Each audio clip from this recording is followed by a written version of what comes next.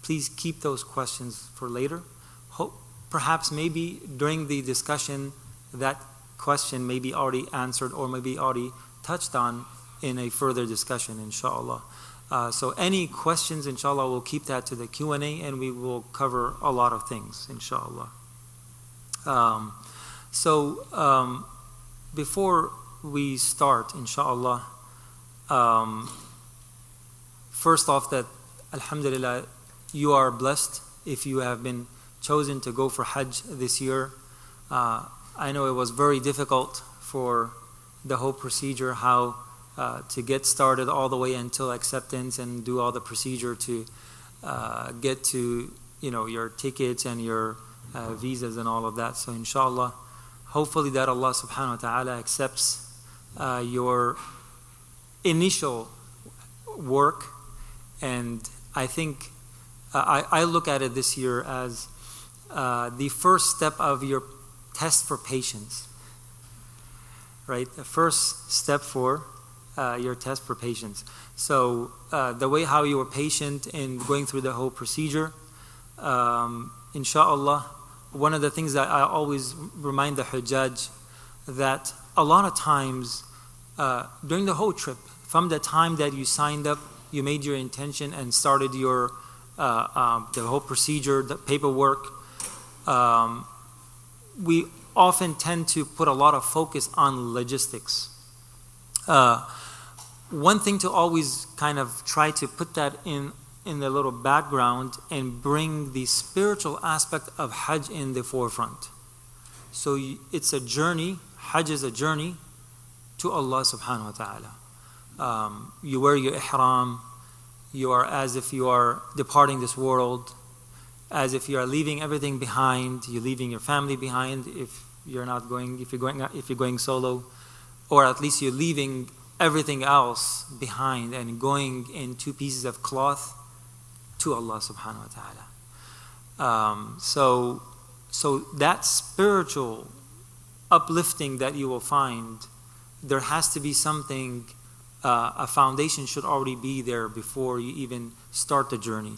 And that's why we have these reminders, we have lectures, we have khatiras, and we have talks, and we have reading materials. But a lot of times, the logistics, because it's complicated and there are so many variations and so many different steps that you have to go through, and especially for those who are going for the first time. Going to Mecca and Medina for the first time. So there's a lot of anxiety there. There's a lot of unforeseen things, things that it's different than traveling to any other country or traveling on any adventure or going for a vacation to another country. It's quite different. So the spiritual aspect should always be at the forefront, that why I am going for Hajj. What am I doing at this moment? Where is my heart and my mind in all of this? Like, for example, you're waiting at the airport in Jeddah or in Medina for immigration, and it's just taking a very long time. Before it used to take very long, now it's much better. Where are you in this? Are you just, why is it taking so long, and why do we have to wait, and why these people, that line is moving and we are just waiting here? So if you are in that spiritual moment, you are uplifted and you are higher than just looking at the logistics, then you know that you are in a state of ibadah. Every moment, as soon as you start your journey, you are in a state of ibadah, right? Your deeds are, the meter is running, right? So whether you are standing in the line, or you're sitting on the couch, or you're sleeping, all of that, it counts as ibadah. So you're not just saying, oh, we're just wasting time, waiting here, waiting and waiting. Alhamdulillah, I was blessed to do my Hajj, my actual Hajj as an adult in 2005. My wife and I, we both traveled.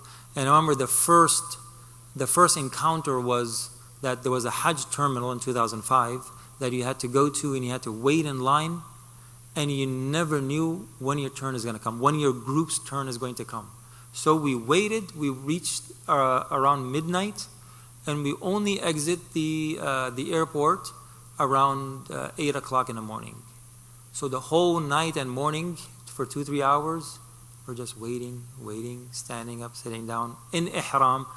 So when you think about the essence of Hajj, Allah subhanahu wa ta'ala says, الحج أشهر معلومات فمن فرض فيهن الحج فلا رفث ولا فسوق ولا جدال في الحج وما تفعلوا من خير يعلمه الله. Whatever you do in this journey of good, Allah knows it. وتزودوا, prepare yourself. فإن خير الزاد التقوى. That the best provisions that you can prepare is taqwa, awareness of Allah subhanahu wa ta'ala. That's the core of Hajj. Of course, Hajj is a fard, and is only once in a lifetime that it becomes fard, one of the pillars, the 5 pillars of Islam. And a lot of us do it once, and for some of us we may do it more than once. But the essence of Hajj, if we gain taqwa and if we are close to Allah subhanahu wa ta'ala, and we are a different person when we come back than the person who went for Hajj, then that's a Hajj mabrur. And the Prophet ﷺ said that al-Hajj al-mabrur laysa lahu jaza'un illa al-jannah, that for an accepted Hajj, the minimum reward is Jannah. That's the minimum. That's where it gets started. You gain Allah subhanahu wa ta'ala in your Hajj. You get close to Allah, our Creator. So always think about that. Always make sure that you read materials like the virtue of Hajj. It's in Urdu, it's also in English, or similar books like that will just uplift your spirituality and your vision of what you want to gain from Hajj. One thing is to just complete your fard, the pillar of Islam, your obligation. One is to just get by, do the bare minimum and be done. Or you actually come back as a changed person. So that's the essence of Hajj. So all the logistics that are important is good to know, and you should keep yourself updated, keep yourself informed. Always follow up on the updates that it's shared with you from your provider, from your group leader, and so on and so forth. Be prepared. Know all the details. But more importantly, the spiritual aspect of it, the rules of Hajj, how to perform Hajj. And I always tell Hajjaj that make sure that before your trip, you are well informed about how to perform Hajj. That if you were to perform your Umrah and Hajj on your own, you are confident in doing it. You are confident in doing it. And therefore we have these workshops, and there are many other workshops. There are so many material online, and mashallah, there are so many things, and this session is recorded, so you can always go back to listen to it if you want to read material. There are tons of material out there to read in multiple languages, so you can read whatever language that you are more comfortable with, you are more familiar with, inshallah. So we want to prepare ourselves before we go on this journey, that we are ready to do Hajj with the knowledge that we have gained, with what we have learned, and not wait for someone who's going to tell us what to do at what point. And inshallah, this is not going to be your last session. Inshallah, during your trip, you will have many sessions. You'll have sessions with your leaders, with your imams, with your shuyukh that are with you in your group. For your Umrah and for your Hajj, there will be a lot of reminders, inshallah. Hajj is not an easy task to do. Even for learned people who have experience, they also make mistakes sometimes. Because it's only done once in a year, and sometimes once in many years, and for some people once in a lifetime. So don't worry too much. Don't worry too much about, what's going to happen? Now what's going to happen? Inshallah, everything, mashallah, people have been doing Hajj from day one all the way until this day, and thousands and millions of people go every year, and they, mashallah, do very well. So, let's start off. How to prepare spiritually. repent from all sins.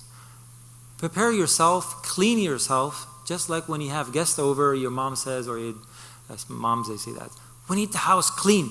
We have guests coming over. You are the guest of Allah subhanahu wa ta'ala. You need to clean yourself. So cleaning yourself from sins. Make a dua. Always make dua. Start making a lot of istighfar. Repent to Allah subhanahu wa ta'ala. Any outstanding debts that you owe people in terms of monetary debts or any other debts that you owe people. You said something to someone, you hurt someone, you took something from someone. Clear your debts. Pay off the debts that you can pay off. Those short-term ones, like a credit card and so on and so forth, the small little things. Make sure your wealth that you're spending in your Hajj is from a halal source, and it's already past that. But inshallah, we're all hopefully that we can make sure that our spending is halal, because the Prophet ﷺ said that there are many people who do Hajj and they go and with dirty clothes and dirty body because of their struggle and their difficulty that they went throughout their Hajj journey, and they raise the hand and they ask, Ya Allah, Ya Allah, Ya Allah, and their Hajj is not accepted and their du'as are not accepted. They completed their fard, their obligation minimum that I talked about, but they didn't gain anything from their Hajj.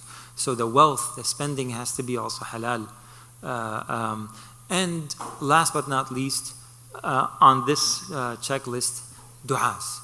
I know a lot of us know a few du'as and memorized a few du'as. Try to learn a few more, especially like the talbiyah, labbaik Allahumma labbaik. Learn that. Learn other small du'as that you're going to learn. If you cannot memorize du'as, or you want to memorize a lot more but you cannot, mashallah, there's so much material out there.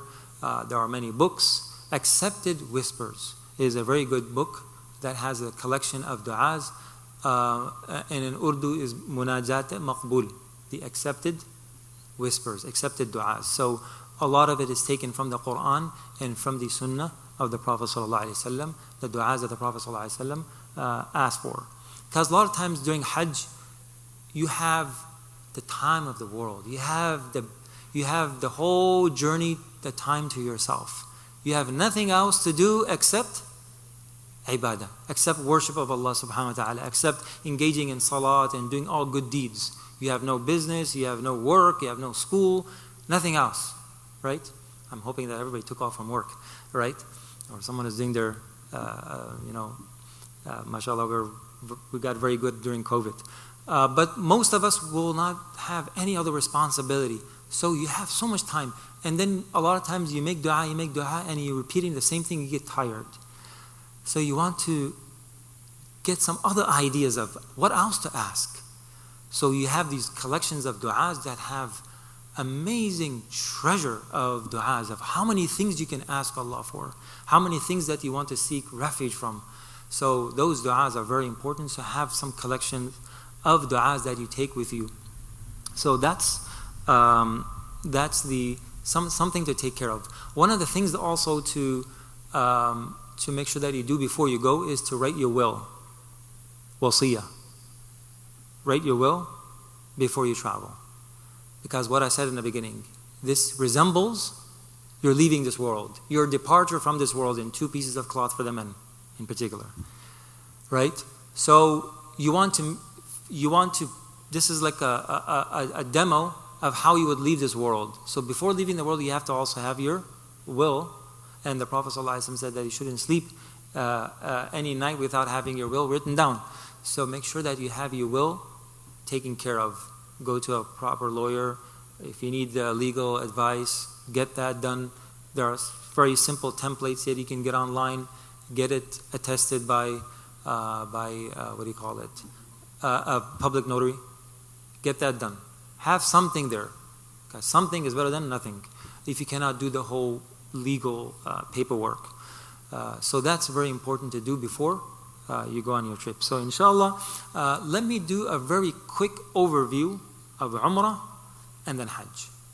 Umrah is a short form of Hajj that you go to Mecca and you go around the Kaaba in the state of Ihram. So there are 2 important fard things in Umrah. One is ihram, meaning that you make the intention that, oh Allah, I intend to go to Mecca and perform tawaf and sa'i for my Umrah. And then you put on your two pieces of cloth for the men, and for the women, the same clothing, and follow the restrictions of ihram. And the second important thing of Umrah is going around the Kaaba 7 times. If you have done those 2, then your Umrah is somewhat complete. Somewhat. Not fully. Because you have 2 more wajib. 2 more wajib. Which is sa'i, going between Safa and Marwa 7 times, and then shaving for the men, or trimming for both. Trimming the hair. So those 2, so you have 2 fard and 2 wajib in Umrah. If you have done all those 4, then your Umrah is complete. So that's the overview of Umrah. Hajj is an Umrah, it can be done in 3 to 4 hours. So it's very short and small. Hajj is 5 to 6 days. 5 to 6 days. So it's long. There are 3 most important components of Hajj, which is fard. If you miss out on any one of those 3, you have no Hajj. Number 1 is your ihram, and number 2 is your tawaf around the Kaaba. Same like your Umrah. The third would be your stay in Arafat. Arafat. The Prophet ﷺ said, Al-Hajju Arafat. Going to Arafat is the most important pillar of Hajj. And then you have sa'i and your ihram. So those 3 are the fara'id. And just like Umrah has wajibat, the other 2 wajibat for Umrah, Hajj also has a few other wajibat. Number 1 would be sa'i, going between Safa and Marwa, just like your Umrah. And halq, shaving the head, just like Umrah. So 4 and 4, same equal things. And because it's much longer, many days, there are going to be more things. What else? We have 2. Number 3, it would be doing a sacrifice. Number 4, throwing or stoning pebbles on the Jamarat in Mina. 1 on the first day, the 10th, in terms of days is the 3rd day, the 10th of Dhul Hijjah, 1 and 2 and 3 of them on the next 2 days or 3 days. So that's how it becomes 5 or 6. Staying in Muzdalifah, a wajib. Staying in Mina during the night, or at least a good portion of the night. That's also wajib.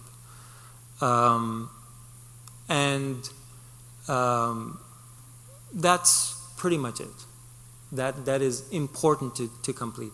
And then you have on both sides all the other sunan mustahabbat, things that are recommended, highly recommended to do, and recommended to do. Okay? So always keep in mind, there are the main components and then the important components, which is called fard and wajib, on both sides, and then you have all the other. So if you have completed the important aspects of either Umrah or Hajj, then your Hajj and Umrah is complete. Other than that, it will be something good to have. For example, saying the dua between the Rukn Yamani and Hajar Aswad during your tawaf. رَبَّنَا آتِنَا فِي الدُّنْيَا حَسَنًا. Would your tawaf be accepted if you didn't say رَبَّنَا آتِنَا فِي الدُّنْيَا? Yes. There's only one dua, one saying during your Umrah and Hajj that it becomes compulsory. And it's actually one of the 2 or one of the 3 arkan, fara'id, important, most important elements of Umrah and Hajj, is to utter labbaik Allahumma labbaik, labbaik la sharika, all the way to the end. Or at least labbaik Allahumma labbaik. Or labbaik umratan, labbaik hajjatan. Always remember, that's the only thing that you will utter that is a must. And without that, your Hajj or Umrah will not be accepted. So, on Safa, you go make dua. Is that a fard or wajib? No. If you missed it, is your Umrah accepted? Hajj accepted? Yes. In Arafat, there is the dua, La ilaha illallah wahdahu la sharika lahu lahu mulku wa lahu alhamdu wa ala kulli shay'in qadir. The Prophet ﷺ used to say this, and he recommended to say it a lot. That's one of the best du'as to say in Arafat. If someone didn't say it, Hajj accepted? Yes, accepted. And many du'as. There are Rabbi ighfir warham wa tajawaz amma ta'alam is saying during the... So always remember, all of the du'as, all of the sayings that you do during Umrah and Hajj, there are not a fard or wajib, because a lot of people get nervous. Oh, we forgot to say this. Right? Is my tawaf okay? Yes, tawaf is okay. Hajj is okay. Umrah is okay. Your sa'i is okay. But this is just for educational purpose. It's not that, it's not important, so, no. It's important in a sense that is the sunnah, is recommended and sometimes highly recommended to say those du'as and make du'a and say certain things. So that's the overview of Umrah and Hajj, right? So the 4 and the 2 and the 3 fara'id, the most important elements of Hajj, and then you have the wajibat on both sides. If you miss those, there's a way to make up for them. But if you miss on one of the 3 in Hajj or one of the 2 in Umrah, then you have no Umrah or no Hajj. So that's important to remember, inshallah. طيب. Ihram. What is Ihram? Ihram is, a lot of times people refer Ihram to as the pieces of cloth. It's not just a piece of cloth. You can wear a piece of cloth and not be in a state of Ihram. Ihram, it means that you make something permissible, impermissible. Something that is halal, you make it haram. That's the literal meaning of ihram. It's from haram, right? Haram. A sacred place, like haram. So, what is the what are the restrictions of ihram? You cannot put perfume on. You cannot trim or shave hair from any part of the body. You cannot clip your nails. You cannot have a relationship, spousal relationship, and so on and so forth. You cannot cover the head for men, and for both cannot cover the face. And the most important thing, I think, is perfume that I already mentioned, which inshallah I will touch a little more on that. So those are the restrictions. You cannot hunt. Those other things, there are other restrictions that normally do not apply to us, because who hunts in Mecca or in Medina? There is no place to go and hunt. But anyway, that's impermissible. It will not be permissible to hunt in the haram, whether Haji or non-Haji. Even for a Makki who lives in Mecca cannot hunt. So those are the restrictions. So you are making these halal things haram, and that's why it's called ihram. So the ihram, there are mainly 3 things. The ihram is for men in particular. The first one will be for men, is putting on 2 pieces of cloth and taking off your regular clothing. So anything that resembles regular, casual, regular clothing that normally we wear and we consider it proper clothing. For example, a shirt, pants, coat, hat, socks, all of those things, they are considered libas, they are considered clothing. So those become haram. So you take off that and put on a piece of cloth, because that's part of the prohibition and part of the condition of ihram. And second is to intend, to make the intention that I intend for Umrah or I'm intending for Hajj.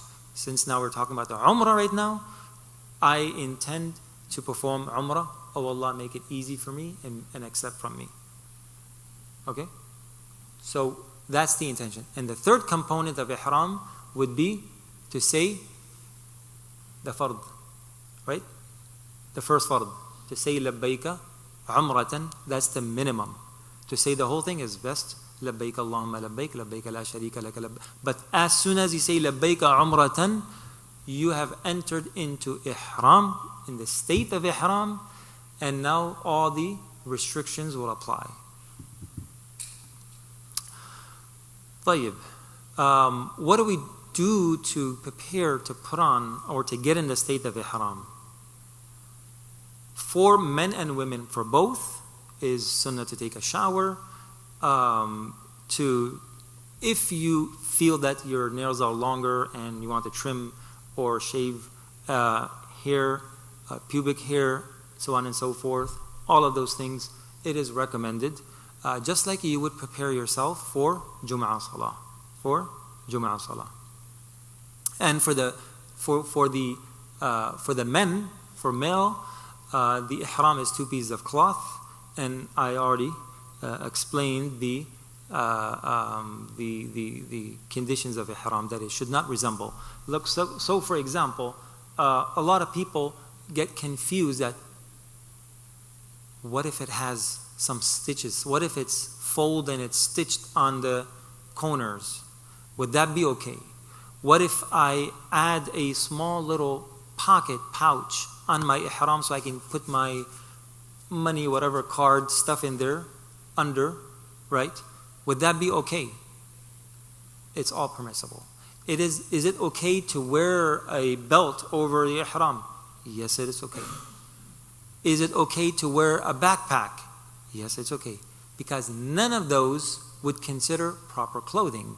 So anything that resembles proper clothing, whether it's undergarment or overgarment. So for example, I brought my very old ihram that I've used over the years. MashaAllah, it's been to Mecca and Medina several times. MashaAllah, my wife and I, we first did Hajj in 2005. I still have the same ihram. So my wife made these little pockets, or maybe it's a different one.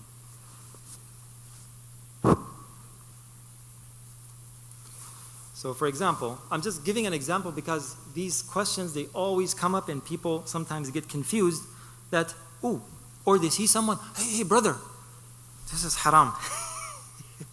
So, if you can see this, it has a small little pocket. Is this okay? 100% okay. Perfectly fine. So, and this one is the bottom one, so it gets covered, and any valuable that I want to keep, any document, any passport, whatever, I can keep it in this little pocket here. So that's totally fine. Sometimes you don't even have to have a white one. It is custom that you never see anyone wearing other than white. But if someone wears blue color, any other color, it's totally fine. It's permissible. It's recommended to wear white, right? The Prophet ﷺ wore white, ihram, so that's okay. But if you want to wear something that is sewn, and even if it's sewn in the middle, most scholars say that is okay.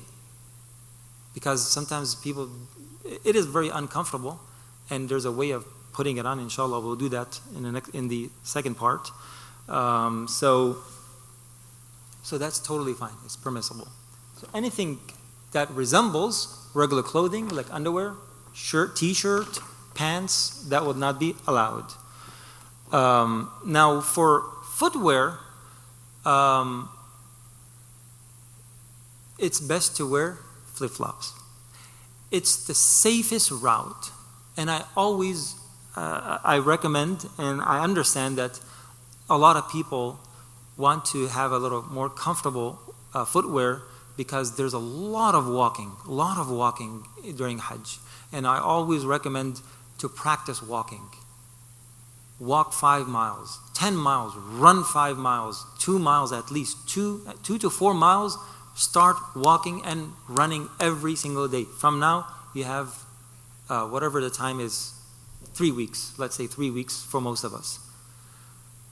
Start walking 2 miles, 2 to 4 miles. Walk or run. Thank me later, inshallah. It's so helpful, especially during your tawaf. Especially the whole 5 days of Hajj. There's going to be a lot of walking, depending on where your place is in Mina and where you're situated in your hotels. 30,000, 35,000 is average steps that you will be doing. It can go up more, a lot more, depending. Especially at the 10th of Dhul Hijjah, it goes up, mashallah. You'll be surprised that, wow, I walked that much. But then you will feel it. And then you might get tired. You want to do more, but you're not able to. So you will see, mashallah, you will feel so good about it that, alhamdulillah, I strengthen myself. Right? Tazawwadu. This is part of your zad. This is part of your preparation for Hajj. Spiritually and physically. So slippers are okay. So walking is going to be like one of the most things that you're going to be doing, right? So you want to have a comfortable shoes, and sometimes you want to wear sandals. You want to wear something that is that holds your feet properly and that are comfortable. There is a permissibility. There is a range of fatwa out there that what is permissible, what is not permissible. Is just that the ankle should be uncovered, and the middle part of your feet that has the bone that sticks out on the top of your foot, that part all the way to the bottom should be uncovered. In general, we don't have to go like very specific and microscopic kind of counting each centimeter, millimeter. Take it easy. If this particular type of shoes, it works best for you, just make sure that the ankles are uncovered and most of the top of your feet are uncovered, right?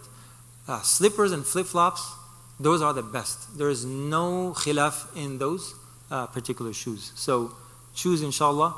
And if you have any questions regarding your shoes or specific things, inshallah, you can ask later.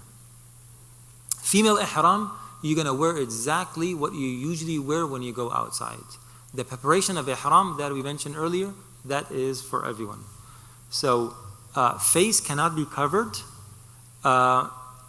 during your ihram for men and women.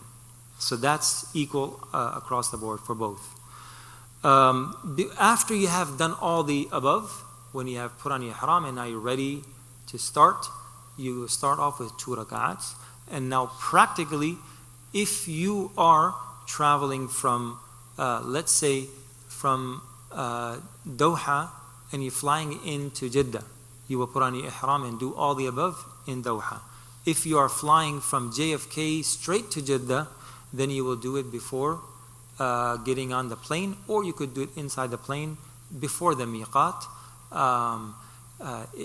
If it's a Saudi airline, they have a place to pray and so on and so forth. It's best to do all the above before getting on the plane at the last leg of your trip. Let's say you're traveling from here to JFK to Doha to Jeddah. So Doha to Jeddah is your last leg, so you want to do your ihram in Doha. If it's a very long flight, and of course a 14-hour flight, you want to maybe delay it, or you can put on your ihram and just take it easy for the rest of the trip on the plane. But anyhow, you will have to have your ihram before entering the miqat. So the 2 rak'ats is always done after you have all prepared yourself, and that's called the 2 rak'ats of your ihram. And it is recommended to pray. If you did not pray it, your ihram is valid, and your umrah and your hajj will be valid. Surah Kafirun and Surah Ikhlas is recommended to recite in those 2 rak'ats. If you can read one, you want to read something else, totally fine, no problem. Now, since we touched a little bit on the miqat, what is miqat? There are 2 boundaries, I must say, 2 boundaries that you must keep in mind. One is the haram boundary. And the haram boundary is, let's say, because the Kaaba is just as a picture here, the haram boundary is very small. It's very small. It's actually the city of Mecca is right over here somewhere. right? It's very small. So that small little place is the haram boundary. Outside of that is called hil. And then you have a larger boundary of miqat. It's called the mawaqit, right? Mawaqit. Anyone who is coming beyond these areas, this boundary, this larger boundary, has to have the ihram and then the intention and said the talbiyah and did all the above before passing these areas from whichever direction you're coming from. For example, if you're coming from Medina, it's Abiyar Ali. Abiyar Ali. And then Yalamlam for the people who are coming from the south or coming even any flights that are entering into Jeddah, they pass Yalamlam. So you will have to have that ihram and talbiyah and everything done before you enter there.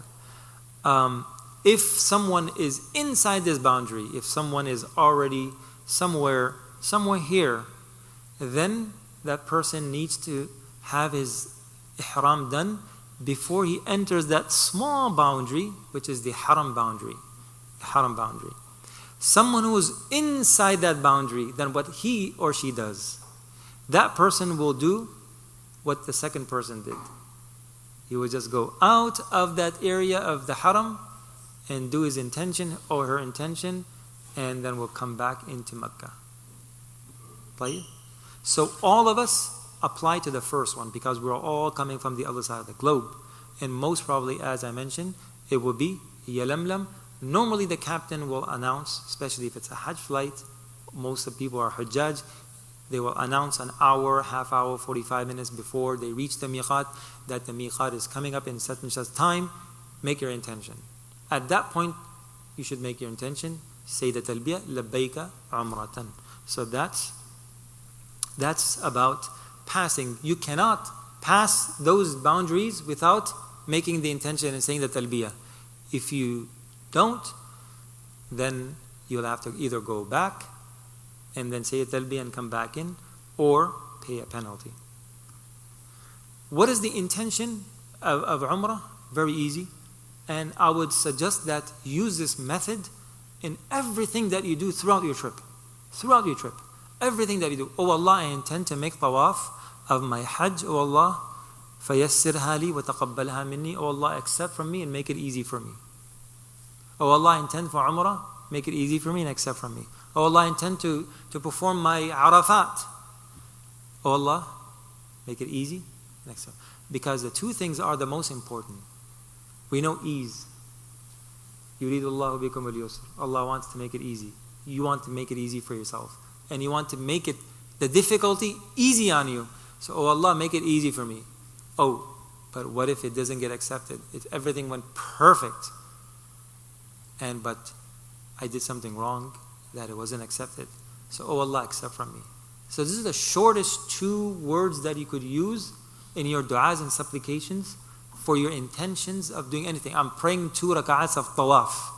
Oh Allah, I want to keep hearing this. Oh Allah, accept from me and make it easy.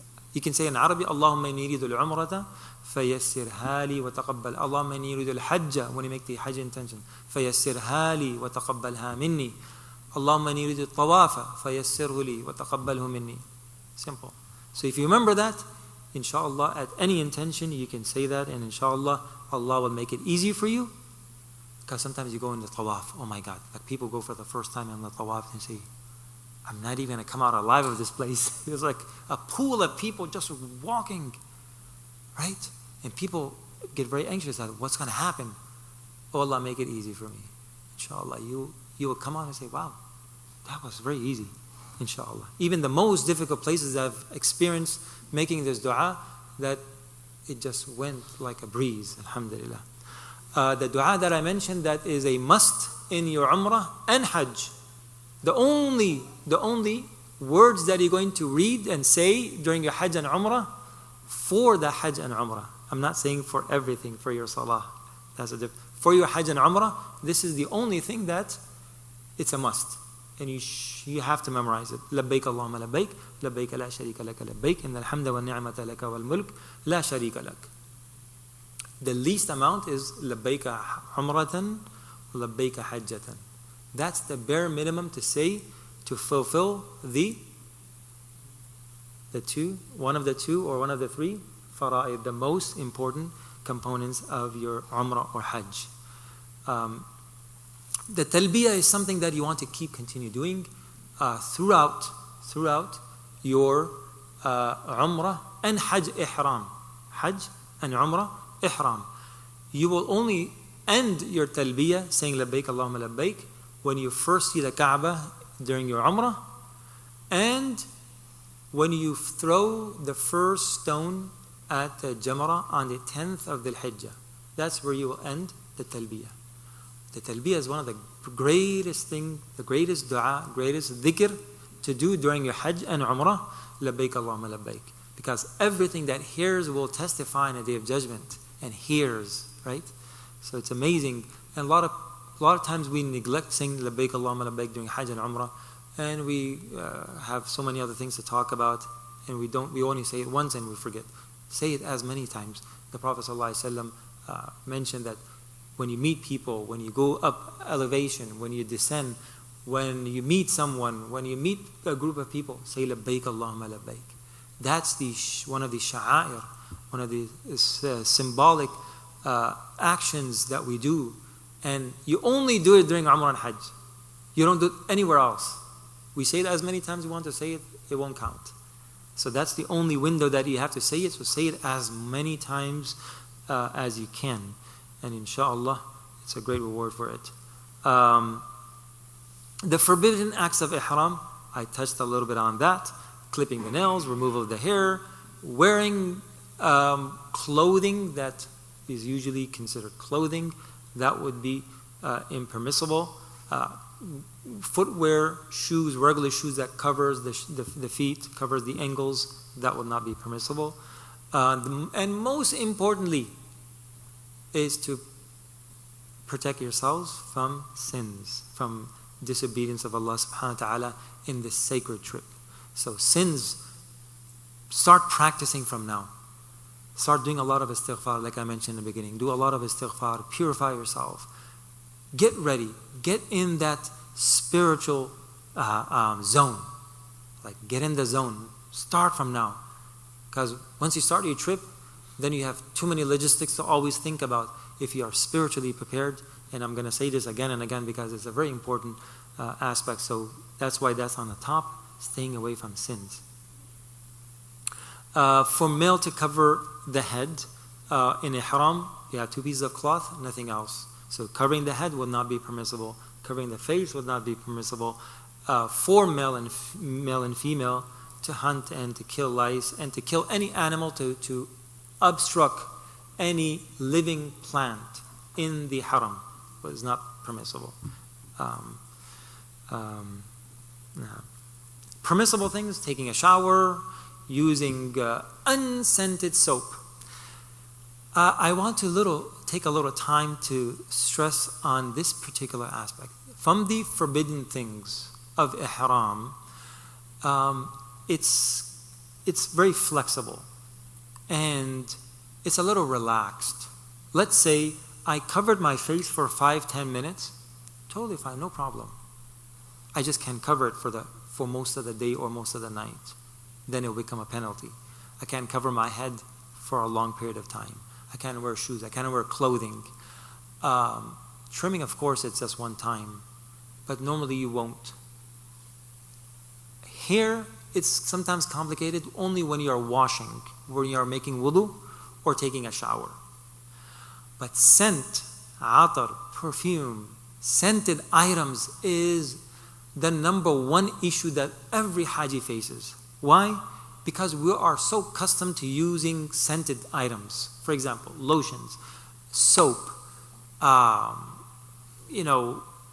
napkins that they serve on the plane as soon as you get in ihram, on your trip, at the time you started your trip.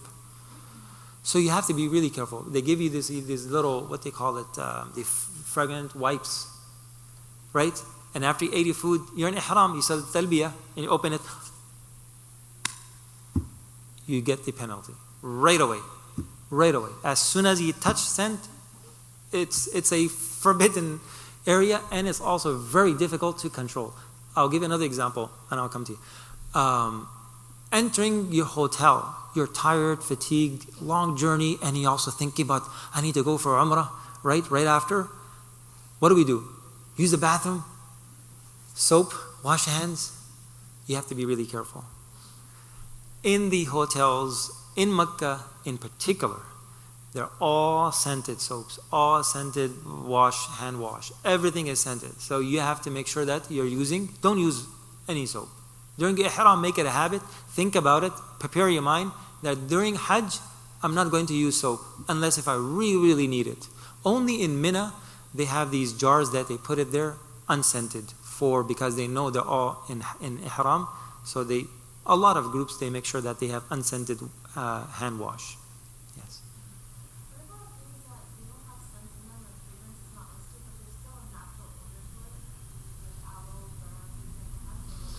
Anything that we, in normal terms, we consider it scented, it will be scented. For example, orange juice, it smells good, has a good smell to it. Do we consider it fragrance? Atar, perfume? No. Right? So anything that has that flavor in it, or it has that smell, it's totally fine. Right? And that's why most of the food items, they're not considered, fragrance. Toothpaste, avoid toothpaste. Unscented, you find everything. You find sunscreen, you find lotions, you find soap, you find almost all regular items that you use, you always find unscented. Even sunscreen, I take a sunscreen because sometimes you're in the sun and it's very hot days.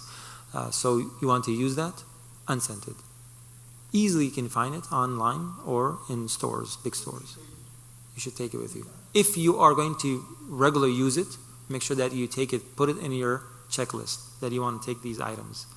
And a lot of times we are carrying one of the other aspects that we also, a lot of people fall into, you're carrying perfumes for the rest of your days outside of your ihram in your luggage, right?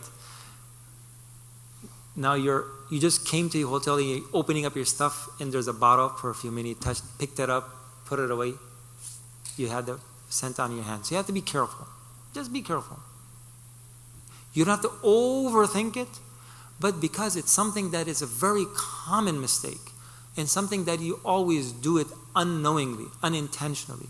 So that's why I'm stressing on it. Yes.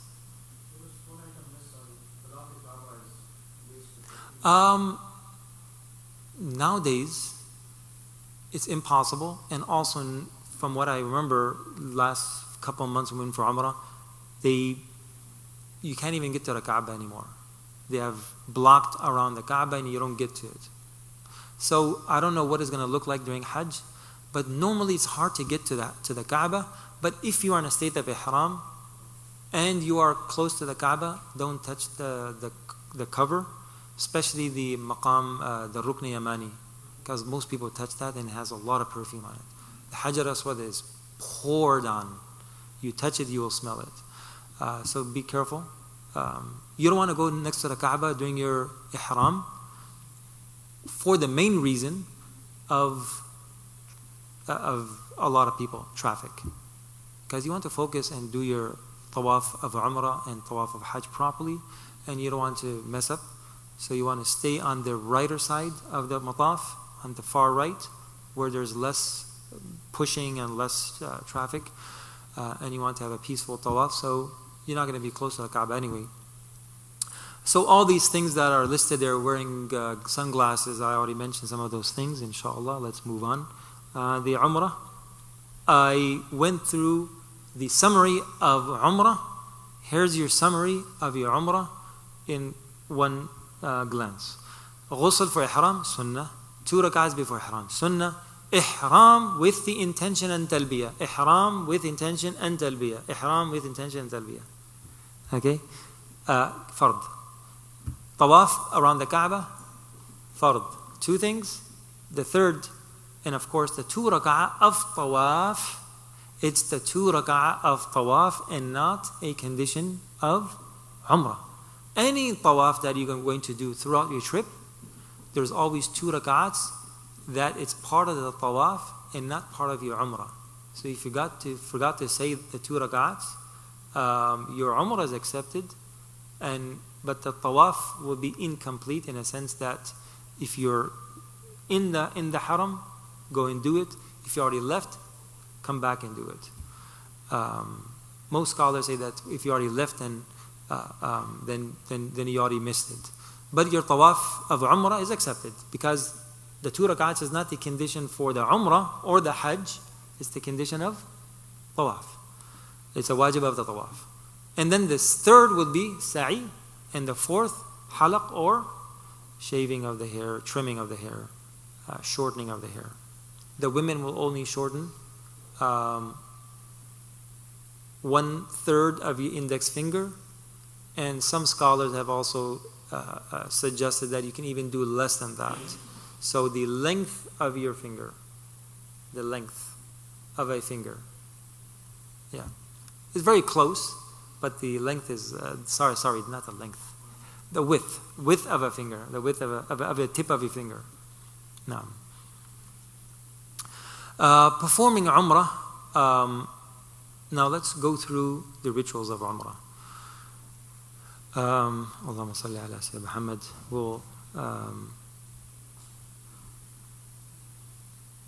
This is how it used to look many, many years ago. A very old picture. I believe it's from the 2008 or 10 or something like that. This is the Kaaba. You have all the Rukn Yamani that I mentioned earlier. It's on the far, your left. You see Hajar Aswad, that's the 2 corners. You have the door, and you have the multazam between the door and the Hajar Aswad. It's a very small little place. It's about this wide. And it's one of the best places to go and make dua. 99 out of 100, you would not get there. Unless if you have to push and struggle and shove people. If you get a chance, if you happen to be there, mashallah, it's the best place. It's called the Multazam, that's why it's mentioned there. And then you have the Hatim. This Hatim is part of the Kaaba. And Allah subhanahu wa ta'ala blessed us that we have this portion open to the public, and you can go there. They have timings, it's very hard. If you get a chance, you can get in there easy. MashaAllah, pray 2 rak'ah. But this is not something that you have to, if you get a chance. So I'm mentioning all of this because you're going to be going around the Kaaba 7 times. And the tawaf has to be around the Kaaba, not through the Kaaba. If someone went through this, that round will not count. So this whole thing is the Kaaba, you have to go all the way around. 99.99% you will always go around that place. Now, once you get to your place, get ready, that you go as a group, normally go as a group for the Umrah. You enter the masjid and you say your du'as, and once you see the Kaaba for the first time, your du'a is accepted, and it's a very special moment, so take your time. A lot of people like to go down to the mataf without looking at the Kaaba and find the proper place where they can easily stand and not be in the way of other people, and then face towards the Kaaba and see the Kaaba and make du'a. So take your time, make du'a when you get there, when you're in front of the Kaaba for the first time. There's a du'a, Allah, if you have your book of du'a, if you want to read it, Allahumma zid baytaka hadha tashrifan wa takriman wa ta'ziban wa mahaba. And the du'a goes on. This is saying that praise to Allah subhanahu wa ta'ala, the one who, this house belongs to him, and it's one of the greatest places on earth, the greatest houses of Allah on earth, the first house. And so the ta'aleem, the awe of the place, the majestic that it has, may Allah subhanahu wa ta'ala increase it. So that's the dua that you say if you know it. If you don't know, you can say anything in English or in Urdu and Arabi and any other language. And then you make your dua as much as you can. And then you will proceed to close to the Hajar Aswad, there's a green light at the opposite side of the Hajar Aswad where you will see that where you're going to start your tawaf. So you always, when you start your tawaf, you want to have the green light on your right side, whether you are in, most probably you will be in the mataf, and for other tawafs you will be on the second floor, in the main area. You always look for the green light. That indicates that it's on the opposite side of your Hajar Aswad, and that's where you start the tawaf. There is no line, you would not see anything on the floor. The light is only the indication that where the Hajar is on the opposite side. So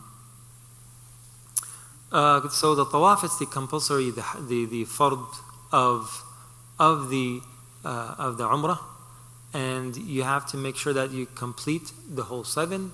Most of it, if you completed your tawaf, will still be accepted, but you should complete the whole 7. Now, to have wudu is very important. To have wudu during tawaf. There are 3 major places where you have to have wudu to complete or to do those acts of worship. Number one is praying. Of course, we all know that. The second is holding and touching a mushaf to read. To read the Quran, you don't have to have wudu. But to touch a mushaf, according to the jumhur of the ulama, the majority of the scholars, that you have to have wudu to touch. And the third will be tawaf. That is occasional and it doesn't apply to everyone except for the person who's doing tawaf. So you have to have wudu during tawaf. If you didn't have wudu, go back and make wudu. If you break your wudu during a tawaf, stop where you are, go and make wudu, come back and continue where you stopped. So you have to have wudu. For sa'i that you will do later, it's highly recommended to have wudu, but for whatever reason, if you don't have wudu anymore and you completed the 2 rakat after tawaf and now you're going to sa'i, you can do your sa'i without wudu. You can do. Restrictions are lesser in sa'i than tawaf. What are the other things that are necessary or important during tawaf? Is going between Safa and Marwa. We will come to that. We're talking about tawaf. But I'm just kind of comparing the two.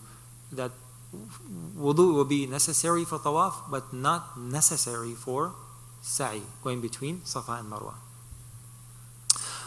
You cannot eat and drink, you cannot talk, you cannot do any other things that you normally do. Talking to other people, looking all around, hey, the clock tower, wow, look at that, right? And there's so many distractions, right? There's people, there's all kinds of, it's a whole world there. Focus on your walk, look where you're going, make sure you are not in the way of anyone, you're not disturbing anyone, you are in a safe zone, you're making sure that nobody's going to hit you, you're aware of the traffic, because sometimes traffic also comes from left and right. People are coming from the Kaaba, coming to the Kaaba, and it is cutting through, so you have to be aware. You don't have to always look around. You can be aware by just observing. You shouldn't talk unnecessary. If someone says salams, you can reply, wa alaikum salam. If you have a very important question to ask about tawaf or something that you're doing that you want to ask the imam or someone, you can do that.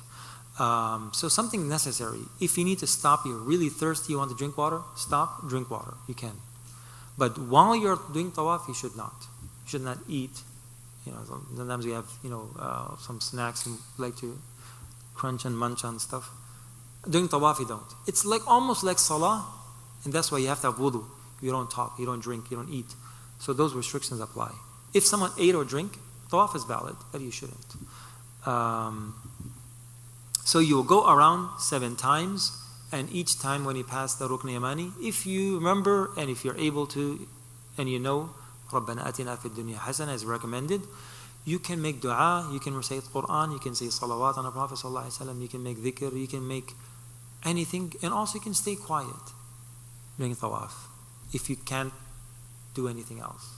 Because your walking is an act of worship. You're already in a state of ibadah, in a state of worship. But it's recommended to also say something because you're in the most sacred place on planet.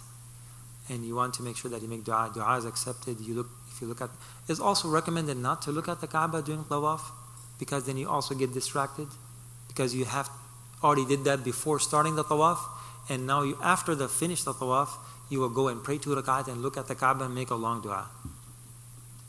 So those are the things about the tawaf, and that will apply to any tawaf that you do, whether it's your Umrah tawaf, tawaf al-ziyarah, or any tawaf, nafli tawaf that you're doing, tawaf al-wada', and there's different types of tawafs. So in all the tawafs, all these things apply. The restrictions apply, the wudu applies, the 2 rak'ats after tawaf will apply.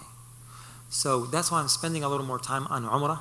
So once we get that, Hajj is going to go really fast, inshallah. Once we have finished the tawaf, we're going to pray 2 rak'ah. It's recommended to be close to Maqam Ibrahim, the place where Ibrahim alayhi salam's footprint is embedded in a piece of rock, and it's in a shield of glass, another shield on top of it, and it's famous. You would see it golden color, Maqam Ibrahim.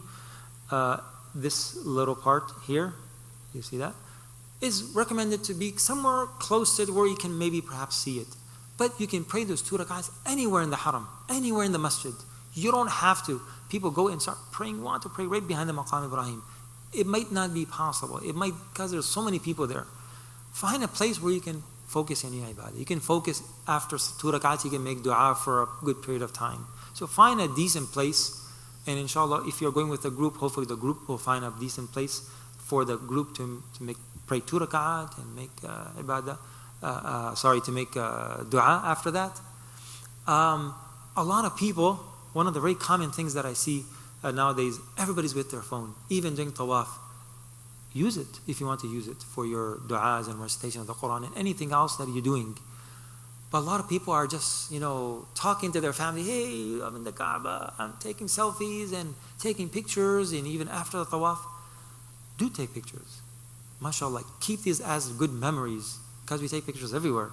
Take pictures, but give it a specific time. Like after you have finished your tawaf and did your 2 rak'at and made a long dua and cried to Allah and asked everything, and now you're done, now you're ready to go for your sa'i. Now, if you have 5-10 minutes extra, take one picture, take many pictures, take selfies, call your family, call someone, no problem. But during the ibadah, don't disturb your act of worship that you're doing, right? Do it after. Have a specific time. Even after your sa'i. Don't do it during the sa'i. Sa'i, of course, is very relaxed, and you can, but it's best to do it after. Once you're done, take as many pictures you want. Do a video call, whatever, as long as you want. Do that. But give it a specific time, so you're not messing up your own ibadah. Bismillah. Let's go to. It's a quite long presentation, so I'm just gonna go. When you start the tawaf, you will do a few things. One is idtiba', that you will bring the ihram for men under your right shoulder, and you will do istilam, meaning that you will face towards the Hajar Aswad as if you are touching the Hajar Aswad, and you will kiss.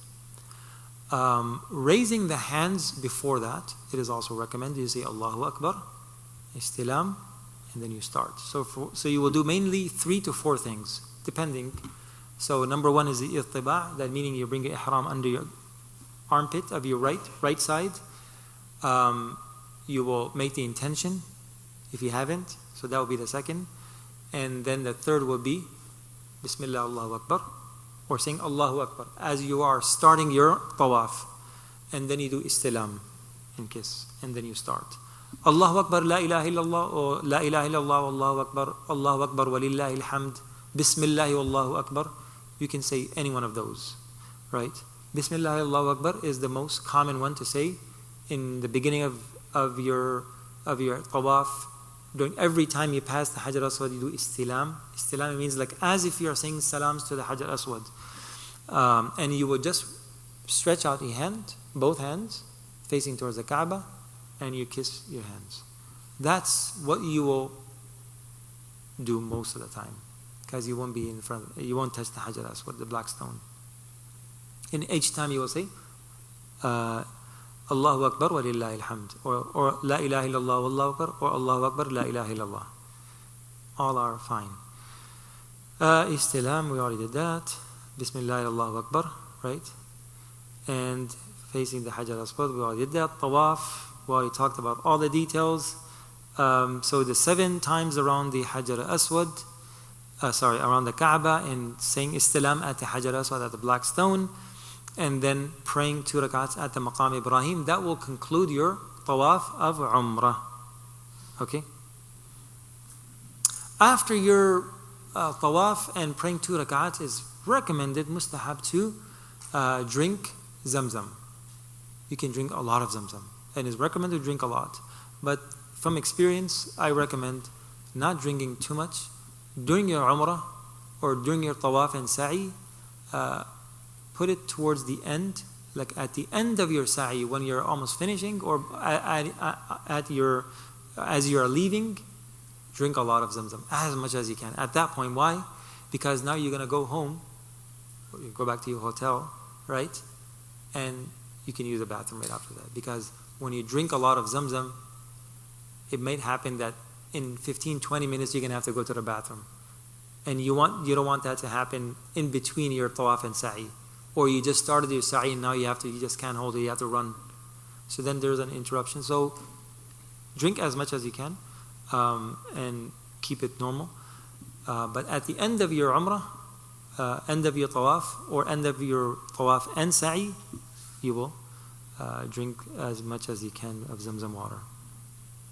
There's a dua of Zamzam, 3 du'as. Allahumma inni as'aluka ilman nafi'an, rizqan wasi'an, shifa'an min kulli da. As'aluka ilman nafi'an, oh Allah, I seek beneficial knowledge, rizqan wasi'an, abundance in rizq. Rizq, it means wealth, health, and progeny. Children is also rizq. So you ask Allah for rizq. So those 3 du'as, you will, Rukn Imani was still not there. It's a very long. So we're at completion of Tawaf. So drink Zamzam. I was hoping to find the dua here. Tayyib. Sa'i is the 3rd component and the first wajib of Umrah. You will, from after you have completed your 2 rakats and drink Zamzam, you're going to head to Safa. Safa is on the opposite side of the black stone, Hajar Aswad. So you would see a green light right at the Safa. So whenever you see the green light, know that you are at Safa and not Marwa. That's an easy way to know that it's Safa or Marwa. And Safa, you could see the Kaaba right in front of you, so you're actually right there. In Marwa, you're going to be at the corner. So you're going to be facing not this way, you're going to be facing all the way like that, because the Kaaba is right there. Because you're on the other side of the Haram, way at the corner. So that's the 2 ways to find that you are in Safa or Marwa. They look a little different, but for those who are going for the first time, that's how it is. So when you proceed to Safa, you will say a dua, which is also recommended. Abda'u bima bada Allahu ta'ala bi dhikri. Inna Safa wal Marwata min sha'airillah. That I start from what Allah starts in the Holy Quran. He starts with Safa and not Marwa.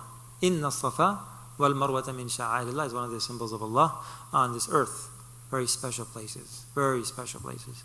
So on special places, what do? Spend a little time. Make dua. Just like we spend time in front of the Kaaba. When we get to Safa, it's a special place. We're going to stand there, face towards the Kaaba. Most probably you would see the Kaaba from a specific place. On Safa, you will face towards the Kaaba and make a long dua. Again, a lot of du'as, right? A lot of du'as. You don't have to go for a half hour. You could do 5 minutes, 3 minutes. Whenever you're ready to go, you start. There is a istilam that is recommended to do, because you are now, as I mentioned, on the opposite side of the Hajar Aswad. So you're actually facing towards Hajar Aswad. You can do one last istilam when you start your sa'i. If you can, if you remember. You don't have to. Now, you don't have to have wudu. It's recommended to have wudu. You can talk. You will also be running. If you need to stop to drink, you can always drink. If you want to have a snack, you're feeling low, you need some sugar, by all means. Not highly recommended to do that, but it's okay. Sa'i is different than tawaf. So that whole place is called the mas'a. Mas'a, it means the place for sa'i. And sa'i, it means to walk or run. Right? So that's why we call it sa'i. So we already went, there you go. This is also an old picture, quite old picture. This is your Safa and Marwa. Safa is here. You see where the black stone is right over here? So it's right the opposite of the black stone in front of it. And that's where you start. Now, always keep in mind if you're going by yourself. Most probably you will be with a group, but if you're by yourself, always know that one from Safa to Marwa counts as one. It counts as one. From Marwa back to Safa counts as two. It's not like your tawaf. Tawaf, this is the black stone. You go all the way around, that counts one. You come back to the Hajar Aswad as one. Go all the way around, come back to Hajar Aswad, black stone, two. Here, from one to the other, it counts as one, and coming back, it's a second, it's a different one. So you will start here and end at Marwa. So 7. 7 and 7. Normally you would walk all the way back to get out if your hotel is somewhere here, or you walk out to go here, or walk out to go on the other side, depending on where your hotel is. But you will always complete your sa'i at Marwa. You will also make dua at Marwa if you can. I mentioned that in the beginning you will do a lengthy dua at Safa, but you would do it at every stop if you can. If you want to spend a minute, half a minute, make a short dua. Try to divide your asking from Allah into 7 portions, and at each stop you make that dua and move on. That's the easiest way, the most convenient way. Most people just go around because you have to go around and come back. While you're going around, you make dua and just keep going, not stop. A lot of times they will actually push you, they will force you not to stop. They will say, Yalla Haji. Get used to one of the things that always keep in mind, take a note of, that you will be pushed around. This is not America. It's not, excuse me, sorry, right behind you, on your left, on your right. There's nothing such. They're going to pass by, someone is going to move you, the shurta, the police, they are just rough and tough. It's Mecca. It's Mecca, right? It's a tough place. People are tough. And don't expect that everything is going to be very nice, stand in a line, everybody's going to be nice and polite. Especially those who are going for the first time. Prepare yourself. You're going to be pushed around and shoved around. Be ready for that. It's not something that you want to do. You want someone to do it to you. You don't want to do it yourself. But that's how it is. There is 2 to 3 million people at any given time in that place during Hajj. 2 to 3 million people in that little place. And they try, they have a good system, but it just doesn't work the way that we want it to work. And subhanAllah, maybe perhaps Allah made it that way, that it's going to be difficult. It's not a place to go and relax and enjoy. It's like walking in a park. It's difficult. It's tough. It's hot. It's humid. A lot of people shouting, people screaming, people making dua loud, people making dua low. There's all kinds of situations. Embrace all of that. Prepare yourself for all of that. Sometimes people go and say, what's wrong with these Muslims?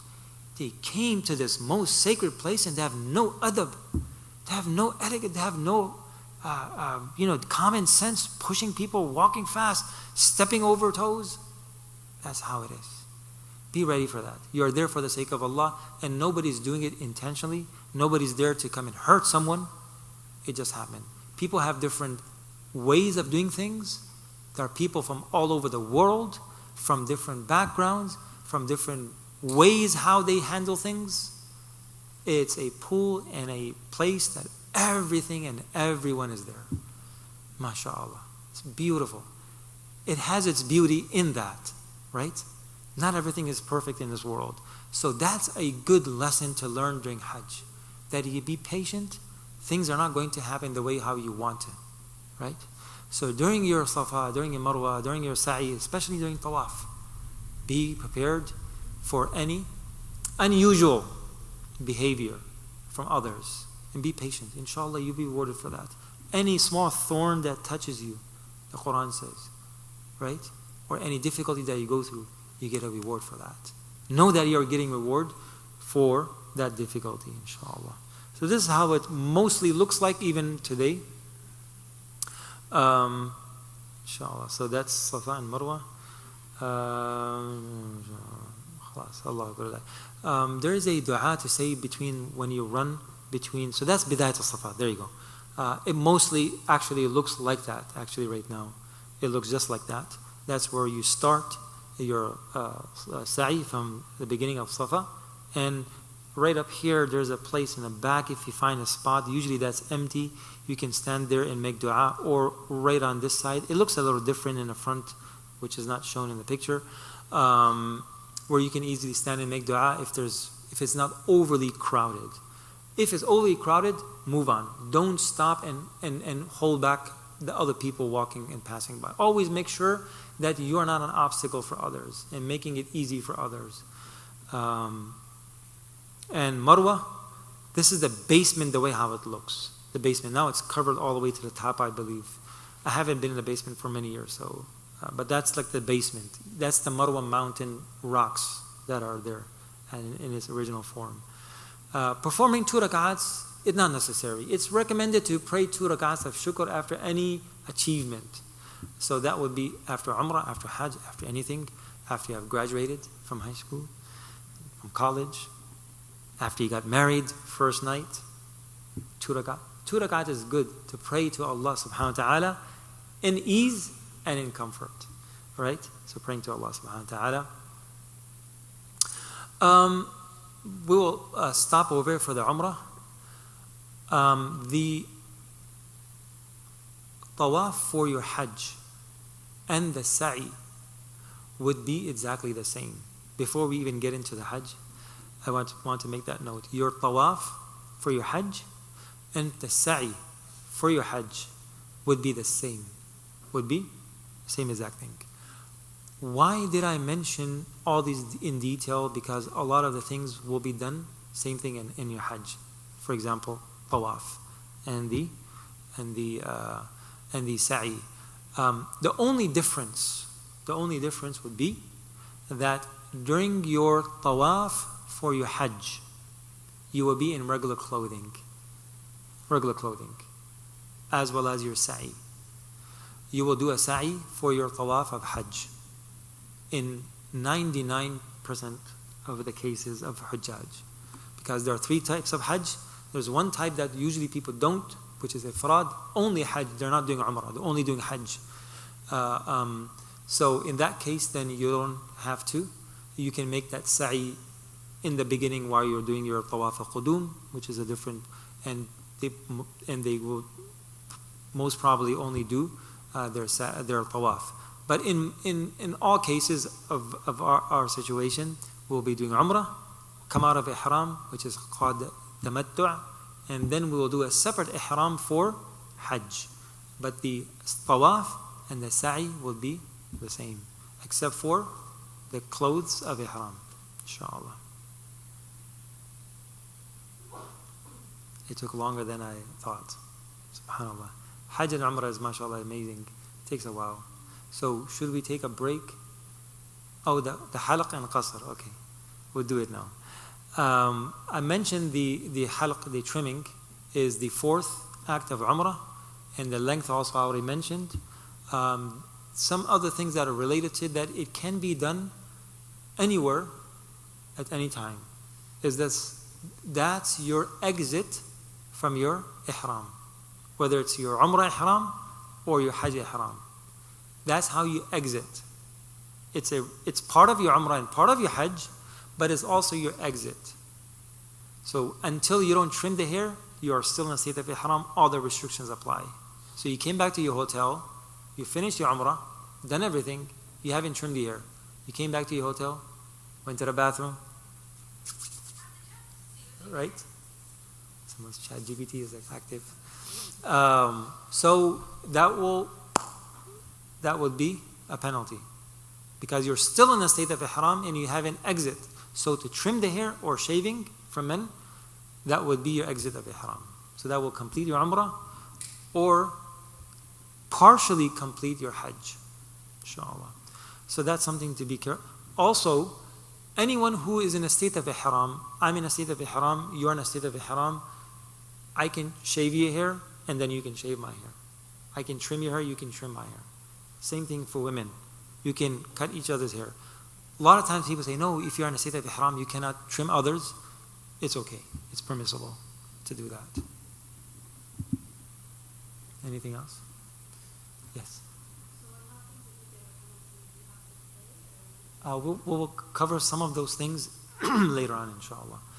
For example, if you perfume, the penalty is slaughtering an animal in the haram, or you pay for it. You pay for it to organizations that slaughter for you. And during Hajj, you will find a lot of organizations that actually that's what they do. They do, it's called dam. Dam, it means blood, means that's sacrificing an animal. That's one of the higher ones, and normally perfume applies to that. That penalty will apply in perfume and in other things as well. So it's a little detailed, and sometimes it's case by case, especially like someone covered their face or covered their head for a very long time. How long was it, right? And so on and so forth. Someone wore regular clothing, how long? How many nails did a person clip? How much hair did a person pull or shave, etc., etc. So it differs. It's different than in each case. So that's why we normally don't go into detail, because it becomes complicated. Then people always are, oh, I saw one hair on my hand while I was making wudu or wiping my head. What should I do? It's okay. 1 or 2 hairs is fine. So those penalties are, yeah. So if you touch perfume, slaughter one goat or sheep in the haram. Or give the money to an organization that will do for you, do it on your behalf in the haram. It cannot be done here in Massachusetts. It has to be done in the haram. Yes. Yeah. You can go and shave it, yes. Bismillah. Should we take a break? Inshallah, we'll take a 10-minute break, and inshallah, we'll open up for Q&A. I'm going to go through Hajj very quickly, because a lot of things we already explained about the Ihram and other things. So we're going to go through Hajj, inshallah, quickly. And then we're going to spend the rest of the time question, answers, question, and you ask as many questions as you want, inshallah. Barakallahu feekum. We'll come back at 11:45, inshallah.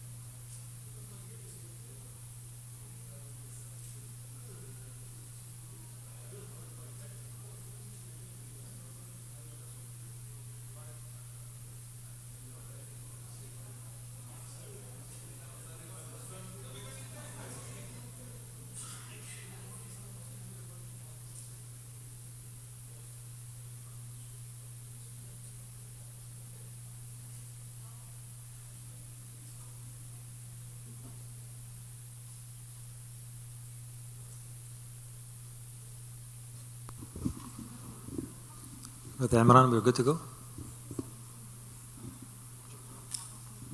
بسم الله الرحمن الرحيم الحمد لله رب العالمين وصلى الله وسلم وبارك على سيدنا محمد وعلى آله وصحبه وسلم تسليما كثيرا. We have completed the Umrah step by step in all details. Inshallah, we'll get into Hajj.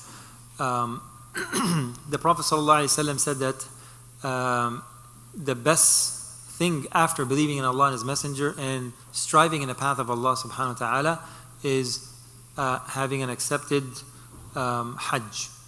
Al-Hajj al-Mabrur, in another hadith, لَيْسَ لَهُ جَزَاءٌ إِلَّا الْجَنَّةِ, that an accepted Hajj, there is the least, as I mentioned in the beginning, is that a person will enter into Jannah, inshaAllah. And رَجَعَ كَيَوْمِ وَلَدَتْهُ أُمُّهُ, a person who makes Hajj and also follows all the guidelines of Hajj and the restrictions of Hajj, then that person returns as if the day that he was born or she was born, free from all sins. A quick overview of Hajj, as it's a little different than Umrah with many add-ons.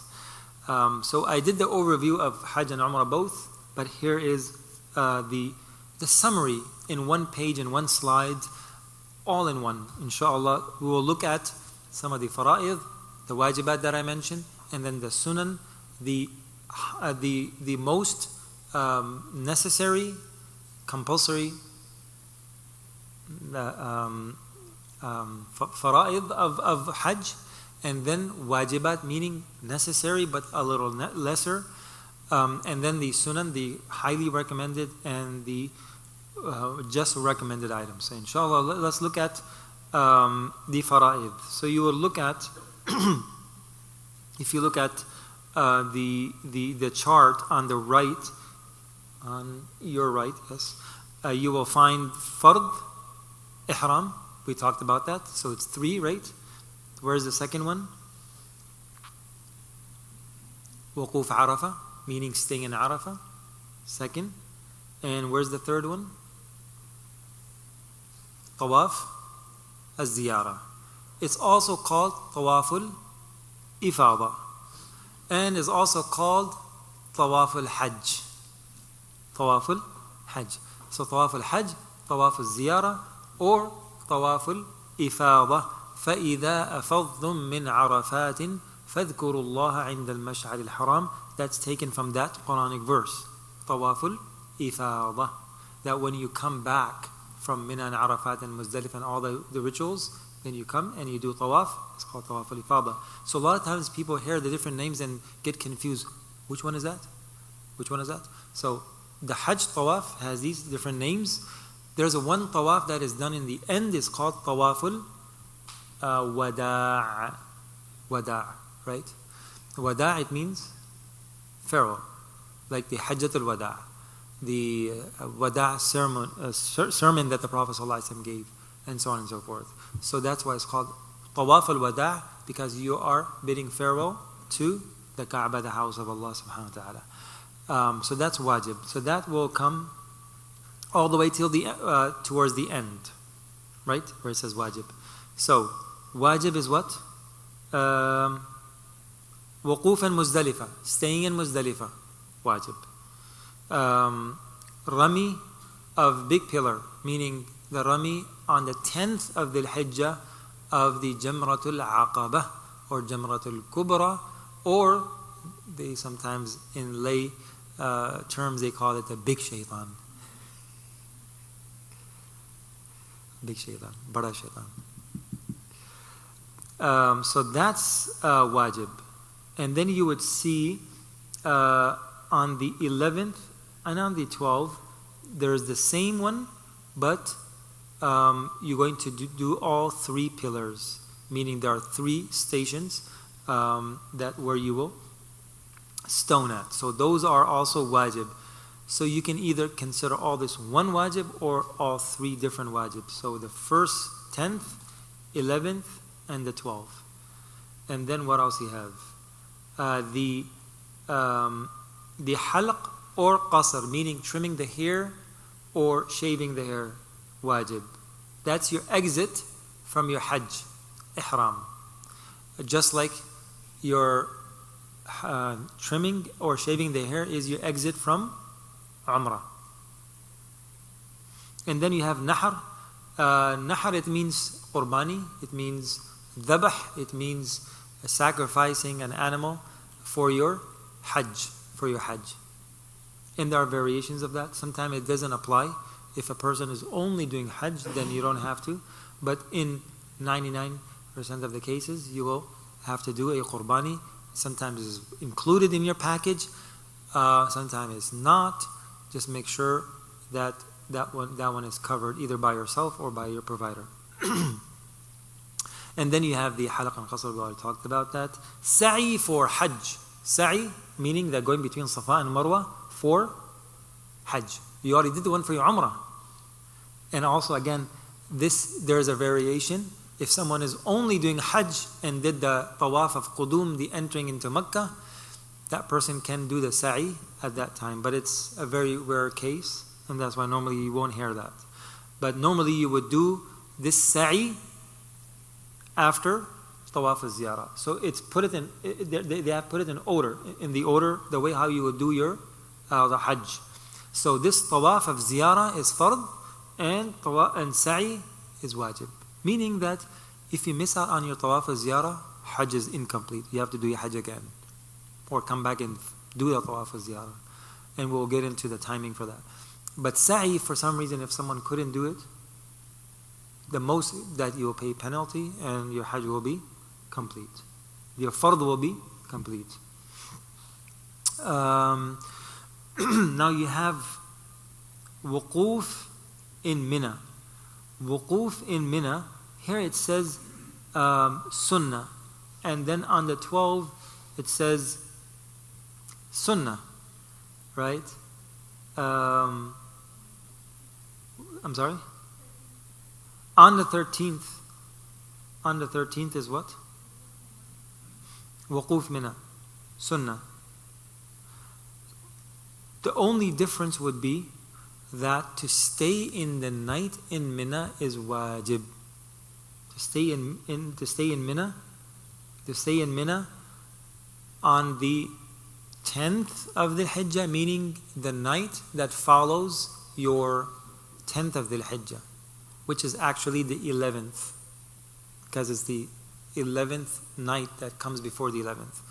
But let's say on the day of Hajj that you went and did your halaq and rami and everything on the 10th, that night you have to stay in Mina for at least half of the night is wajib. It's not mentioned here, I'm just surprised. However, it's wajib. You have to. For some reason, sometimes some packages are designed that you have your hotel during Hajj in Mecca, next to the Haram. So what people will do, will come to Mina in the evening, stay for the night, do their jamarat a little early before sunset, because it's best to do it at that time, for the previous day, and stay for the evening, and by midnight they go back to Mecca, to the hotel, to relax, to have a nice buffet, nice luxurious room, relax, and then come back the next day around afternoon, somewhere in the evening. It's against the sunnah. It's sunnah to stay, and that's why it's a sunnah, staying for the 11, 10, 11, 12. Staying in Mina is sunnah. But the night, to stay for at least half of the night is wajib. So if your package is that you have your hotel and your group is going to Mecca for the 3 days in Mina, you will have to come in the evening and spend half of the night, and you can go back after midnight. So that's a wajib. That wasn't mentioned here, that's why I wanted to bring that up. However, in general, to stay in Mina, it is sunnah. Now, to stay in Mina, you have the 8th of the Hijjah. It's way before going to Arafat. The day before going to Arafat, way before the major things happen during the Hajj. You stay for 1 day for 5 salahs in Mina. So that's also sunnah. So staying in Mina, in general, it is sunnah, it's recommended, and you should not miss. If you don't have to. Sometimes some packages are designed that you come to Mecca from wherever, perhaps maybe from Medina, on the 8th. On the 8th. So if you're doing Umrah on the 8th in the evening, you will never make it. Or you could go in the night, but a lot of times on the other hand, because of the traffic and the logistics, they ask some of the groups to leave midnight to go to Arafat instead of leaving the next morning. So they miss out praying Fajr in Mina. So it's recommended to pray 5 salat in Mina, and that's how the Prophet ﷺ did his Hajj. On the 8th, Dhuhr, Asr, Maghrib, Isha, and Fajr of the 9th of the Hijjah, which is Yawmu Arafah, the day of Arafat. Not Arafat, the place, but the day of Arafat. The day is called Yawm Arafah, and that's universal.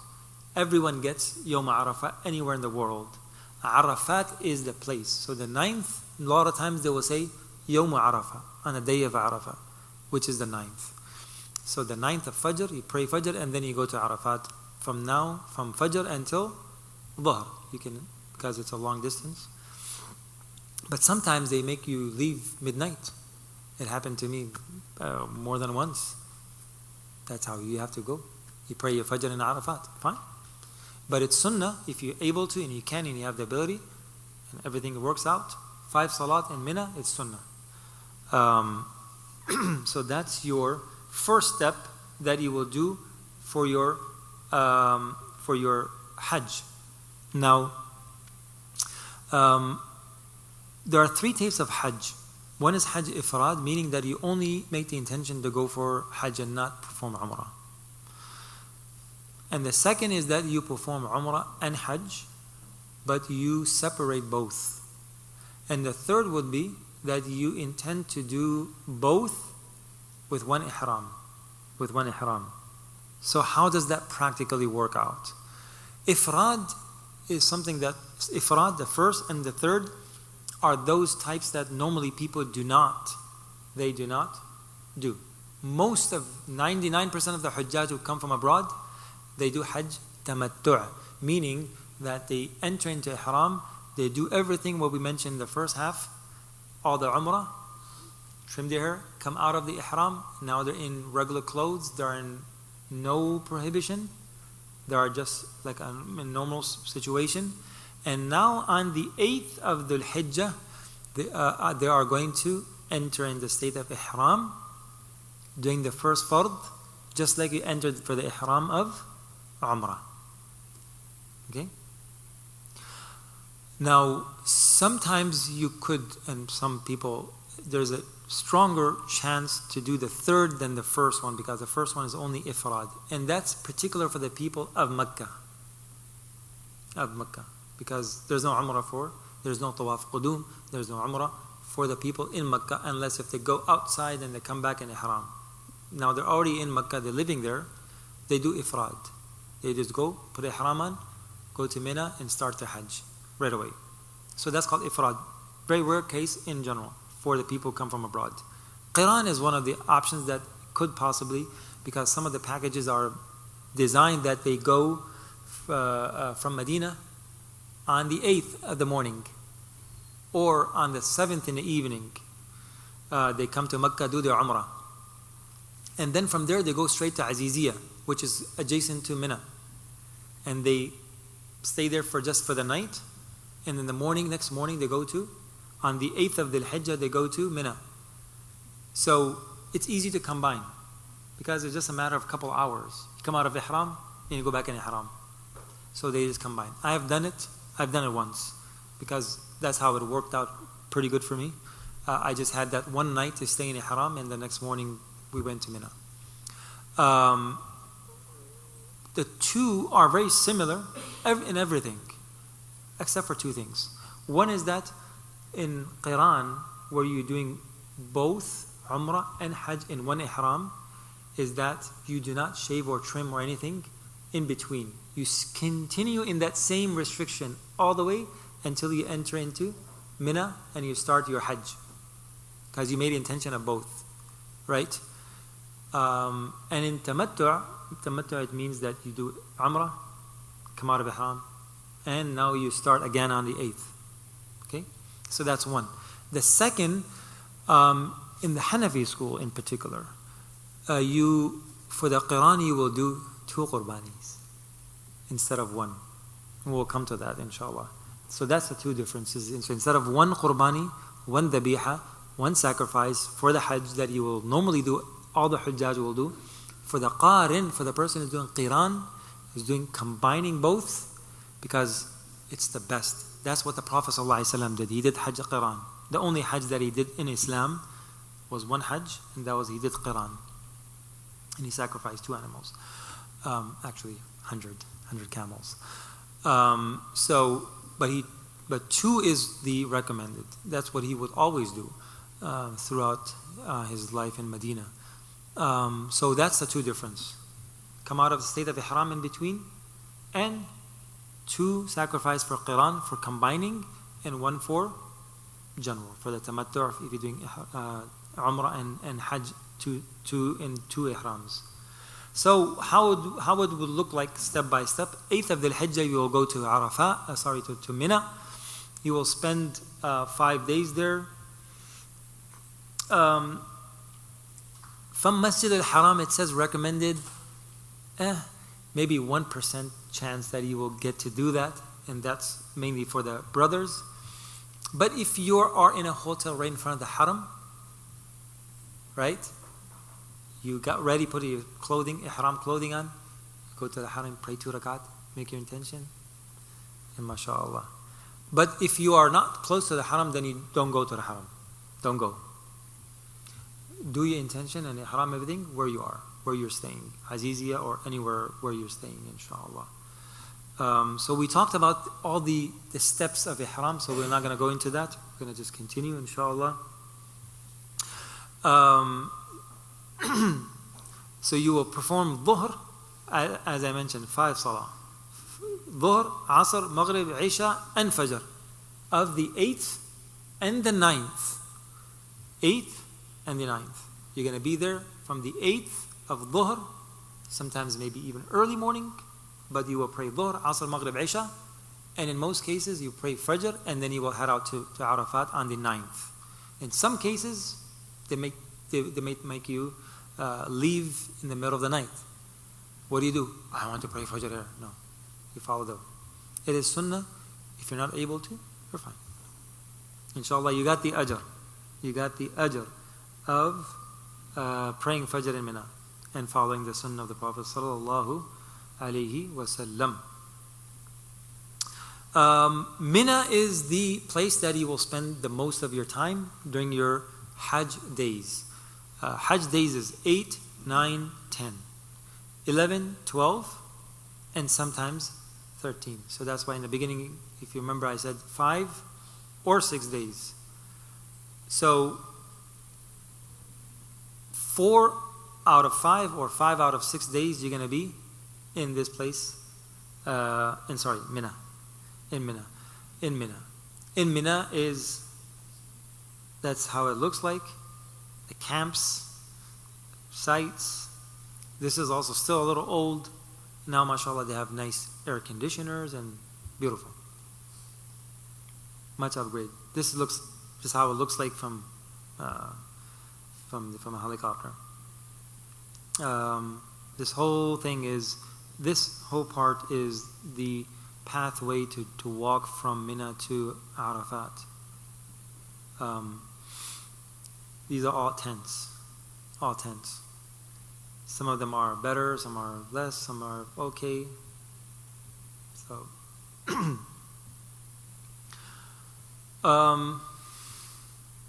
okay.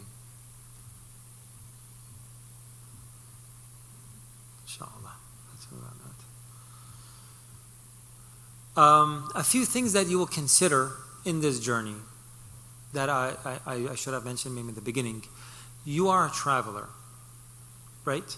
You are traveling, and in the Hanafi school, it's 15 days that you, if you intend to stay somewhere less than that, you are a traveler. You consider a traveler.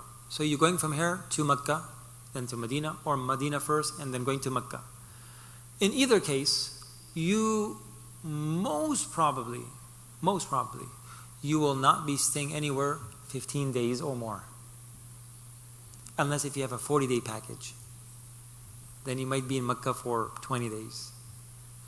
Right? But in general, 99% of the people coming from, especially from the West, nobody goes for 40 days. 14 days, 2 weeks, 10 days, this is common.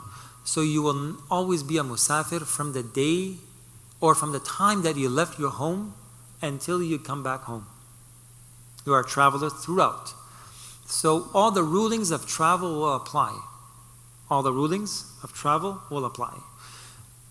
Unless if you are praying behind the local imam, the imam in Mecca, the imam in Medina, in the Haramain, in both mosques, or in any of the masajid there, or in any other group that the imam is a local, then you will complete your 4 rak'at. But all the other things will remain as a traveler. For example, you can, if you are wearing socks, wudu gear socks, leather socks, socks that you are going to wipe over, you can wipe for 3 days. Not an ihram, for the rest of your trip. You can do for 3 days. You will pray 2 rak'at if you're praying by yourself or you are leading someone in salah. Right? So all these rulings apply. Since you are a traveler, qurbani, udhiyya, that is your qurbani not of Hajj, it's your qurbani of your money, your wealth that you own. Right? In general, if you're not going for Hajj, what do all of us do qurbani? We all do qurbani, right? Do you know what is qurbani? Udhiyya, sacrifice, slaughter an animal. So that's common. That applies to a Haji too. But since you are a traveler, in our case, all of us will be travelers, musafir, and for the musafir, is not required to do qurbani. So you don't have to do qurbani. You're only doing a qurbani for your Hajj. So all those rulings will apply. Now, normally you would find that in your Mina stay, the 8th, 10, 11, 12, and for some cases 13th, in that stay you will be praying your salat in jama'ah in the camp, small jama'ah. There's little rooms, right? 50 people, 60 people, whatever the capacity, could be 100, depending on the size. Normally they do 1 jama'ah during the stay in Mina. If the imam prays 2 rak'at, good. If the imam prays 4 rak'at, then you pray 4 rak'at. Whatever the imam prays, you follow the imam. But if for any reason you have to pray on your own, how much you will pray? 2 rak'at. So all the rulings of traveler will apply. Now in the Shafi'i school, it's less. It's 3 days. So if you're following a Shafi'i school, and if you're following the Maliki school, which is even lesser, then you go according to that. If it's 3 days or more, then you're not a traveler, then none of those rulings will apply. So whichever, since I'm Hanafi and most people are Hanafi, I'm the Imam, so. But if you're following a particular madhab, follow that. Okay? Or follow your leader, who's your leader in Hajj. It's always good to be with the jama'ah. And not because, the imam is praying for, and I have doubt that this person maybe is a traveler, so I'm not going to pray behind. No, pray behind the imam. Inshallah. Now, there is the takbirat of tashriq that will begin on the 9th of Dhul Hijjah. And that also applies to the Hujjaj. After every salat, Allahu Akbar, La ilaha illallah, Allahu Akbar, wa lillahi alhamd. Just like you would do at home, the same you would do at Hajj. So the first, the second day, Fajr Salat that you're going to pray in Mina, or perhaps maybe in some cases you will be in Arafat, you start your takbirat from the Fajr of Yawm Arafah, the 9th of Dhul Hijjah, and you will continue all the way 9, 10, 11, 12, 13, 5 days. 5 days of the takbirat tashriq. And you can recite it once, men recite it out loud, women recite it in a low voice, and that applies to all the du'as and the takbirat and the talbiyah and all of the things that is read out loud, women read it in a low voice.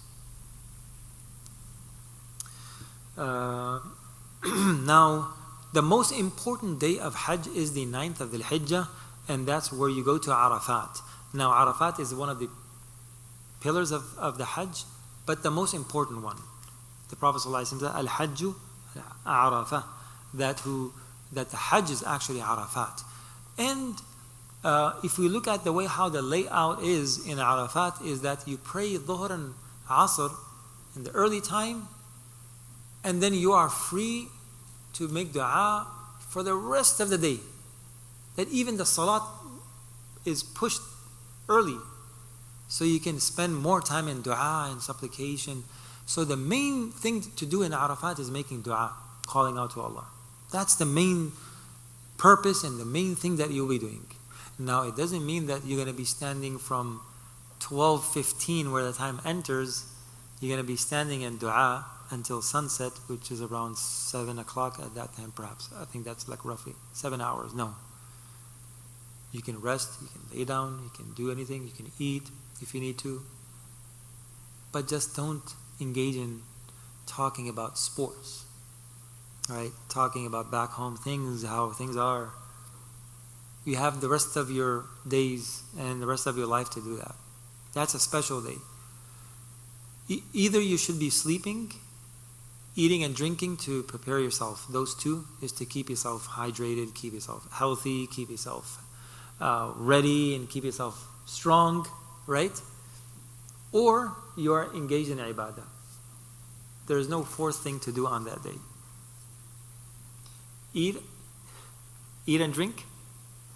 Drink well. Drink a lot of liquids. You're going to need it. It's in the middle of June, and Mecca is known to be the hottest in June. I've lived there for 6 years when I was a kid. Very hot. So it's important to keep yourself hydrated, keep yourself. So you can actually, if you stood outside in the sun for 2 hours, you're dead. A lot of people go to the mountain of the hill of Arafat, and they think they're going to get more reward. Once I did that crazy thing, I went to Masjid al-Nabira because I walked from Mina all the way to Arafat and prayed there in the Jama'ah and everything, and I came back, and as I came back, I was so exhausted, I don't remember even laying down. I don't remember laying down. I was so tired, I just fell asleep. And I woke up like after 2-3 hours, like I think it was like 2 to 3 hours, I slept for quite a while, and I said, oh man, I missed out a big time. I could have just came with the group, but mashallah, I'm also still young, but not too young. But you know, sometimes you do one thing in your lifetime. It was a great experience, mashallah. Walked all the way. Mashallah, we had this Afghani brother with me and my companion. We just went all the way. So if you have the strength and you know that you can get through, but it's never recommended to go to Masjid al-Namira or go to the Jabal Rahmah or go outside and stand in the sun and make dua. There's no special reward for that. There's no special reward for that. You can do the same thing in your tent, in the AC if there's an AC, in comfort. Allah says, يُرِيدُ اللَّهُ بِكُمُ الْيُسْرِ وَلَا يُرِيدُ. Allah wants it to make it easy for you. So if Allah gave you something to make it easy, take it. Don't go around and say, I can take more, right? I'm a strong man, right? So take the ease, take the comfort, stay inside. You don't have to stay in the sun. If you want to go out and you think that maybe I just want to maybe spend a few minutes, go for it. If you can tolerate, but stay hydrated, stay healthy, so you can get through. Because that's where everything happens in Arafat. So standing and making dua, sit down and make dua. If you get really tired, lay down and make dua. Lay down and make dua. You don't have to stand the whole time. Some people just stand the whole time. MashaAllah. Good for them. MashaAllah. They should do it. But you don't have to. Right? So it's called wuquf Arafah, is that you stand for some time. The Prophet ﷺ stood for a very long time, made a lot of du'as. So maybe spend a little bit of time standing. You get tired, sit down, make dua. You feel hungry, have something to eat. You feeling sleepy, go to sleep. No problem. If someone went to Arafat and slept the whole time, Arafat is accepted. His Hajj is accepted. So, you have to be in Arafat until sunset, regardless of what time you reach Arafat. You might reach early morning.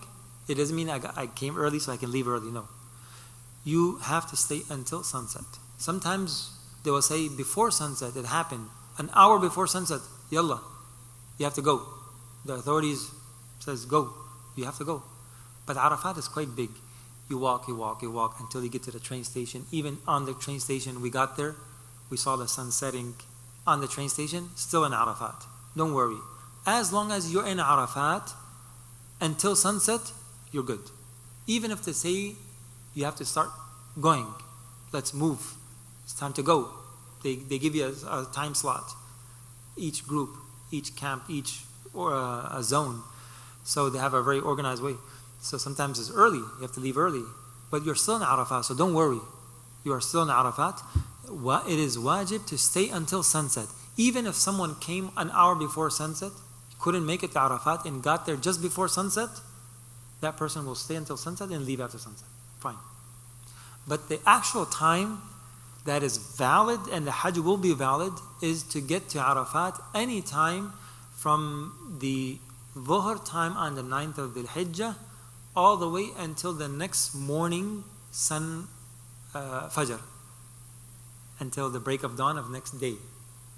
So if someone never made it to Arafat, it's already Maghrib time, people are leaving to Muzdalifah and still didn't get to Arafat, go to Arafat. You can go even at night and then come back to Muzdalifah. Your Hajj is valid.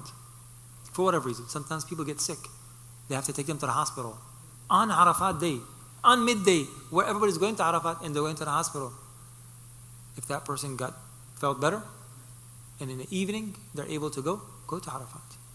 Inshallah. So that's important to know, because these things could happen to anyone, and it's good to know. You have to stay in the boundary. Your tent will definitely be in the boundary, so you don't have to worry. So, Makkah, Mina, in between is Muzdalifah. You're going all the way to Arafat. It's all the way till the end. So you go from Mina all the way to Arafat, and then in that evening after sunset, you will now return back to Mina, but on the way in the night, you will stay in Muzdalifah, and after the Fajr Salah of the 10th of Dhul Hijjah, you will pray Fajr, make a short dua, and then head back to Mina. This is how it somewhat looks like this, but it's mashallah. Some places have really good camps, good tents. Okay, I already did all of that. So La ilaha illallah wahdahu la sharika lahu lahul mulku wa lahul hamdu wa ala kulli shay'in qadir is one of the du'as, is to say on the day of Arafah. This is how the mountain of Arafat looks like. See, a lot of people go up there during Hajj, and they get heat stroke. Some people faint, some people pass away. So, but a lot of people do just fine, mashallah. If you're solo and you're single, you have nothing to write in your inheritance, go for it. But life is precious. لا تلقوا بأيديكم إلى التهلكة. The Quran says, do not put yourself in harm's way, in danger. If it comes, سلوا الله العافية. لا تتمنوا لقاء. Don't ask for difficulty. Don't even ask for sabr. Oh Allah, give me sabr. Oh Allah, make my conditions better. And if I have to go through a difficult time, oh Allah, then keep me steadfast. Keep me steadfast. Keep me going. Make it easy for me. All the du'as that you're going to make, one of the du'as that you're going to make is what? Two things. Oh Allah, accept and make it easy. Inshallah, it will be easy. After sunset, you leave the Muzdalifah. That's seeing it again. Muzdalifah they have all these signs where Bidayat al-Muzdalifah, the beginning of Muzdalifah, Nihayat al-Muzdalifah, the end of Muzdalifah, and that applies to all the same thing. On the way back, you will stay in Muzdalifah for the night. In Muzdalifah, you will do two things. Two things in Muzdalifah that are important. And there's a third thing that it's highly recommended to do. One is that you will pray your Maghrib and Isha in Muzdalifah, regardless of whether praying by yourself or praying in a jama'ah.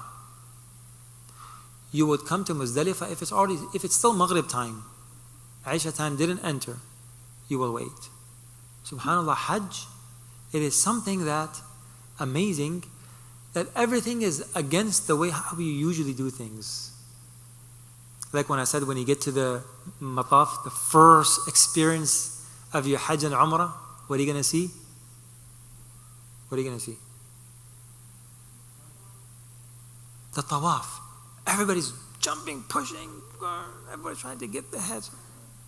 That's your first experience. And it's going to continue like that all the way through your Hajj. So everything is against norm, against what you're usually accustomed to. You're praying Salat on time, even that is also changed. Like Dhuhr and Asr, both prayed in the early time in Arafat, and now you came to Muzdalifah, it's Maghrib time.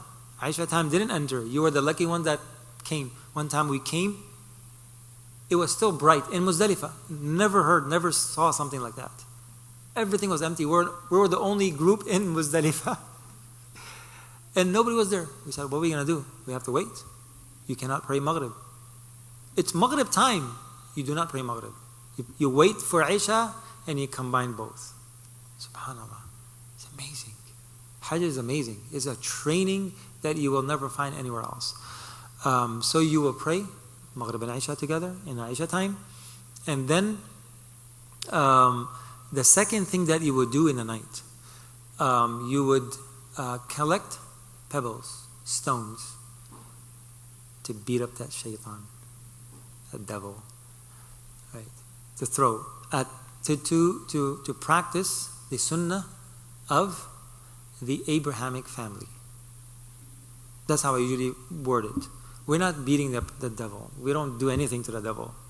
The devil is going to be right there, right behind you. Huh? Throw a shoe. Nothing is going to happen. I'm going to be right by your side until you die. So it's resembling the acts of the Abrahamic family. Ibrahim alayhi salam, Hajar, and Ismail alayhim as-salawatu wa taslim. MashaAllah. That family. It's a family memorial, right, of this amazing family. SubhanAllah. The whole family was on the same page. Mother, father, son, right, same page. So that's what we are practicing. So you are going to collect 70 stones in Muzdalifah. You could do less. You could do just 49. So either 49 or 70.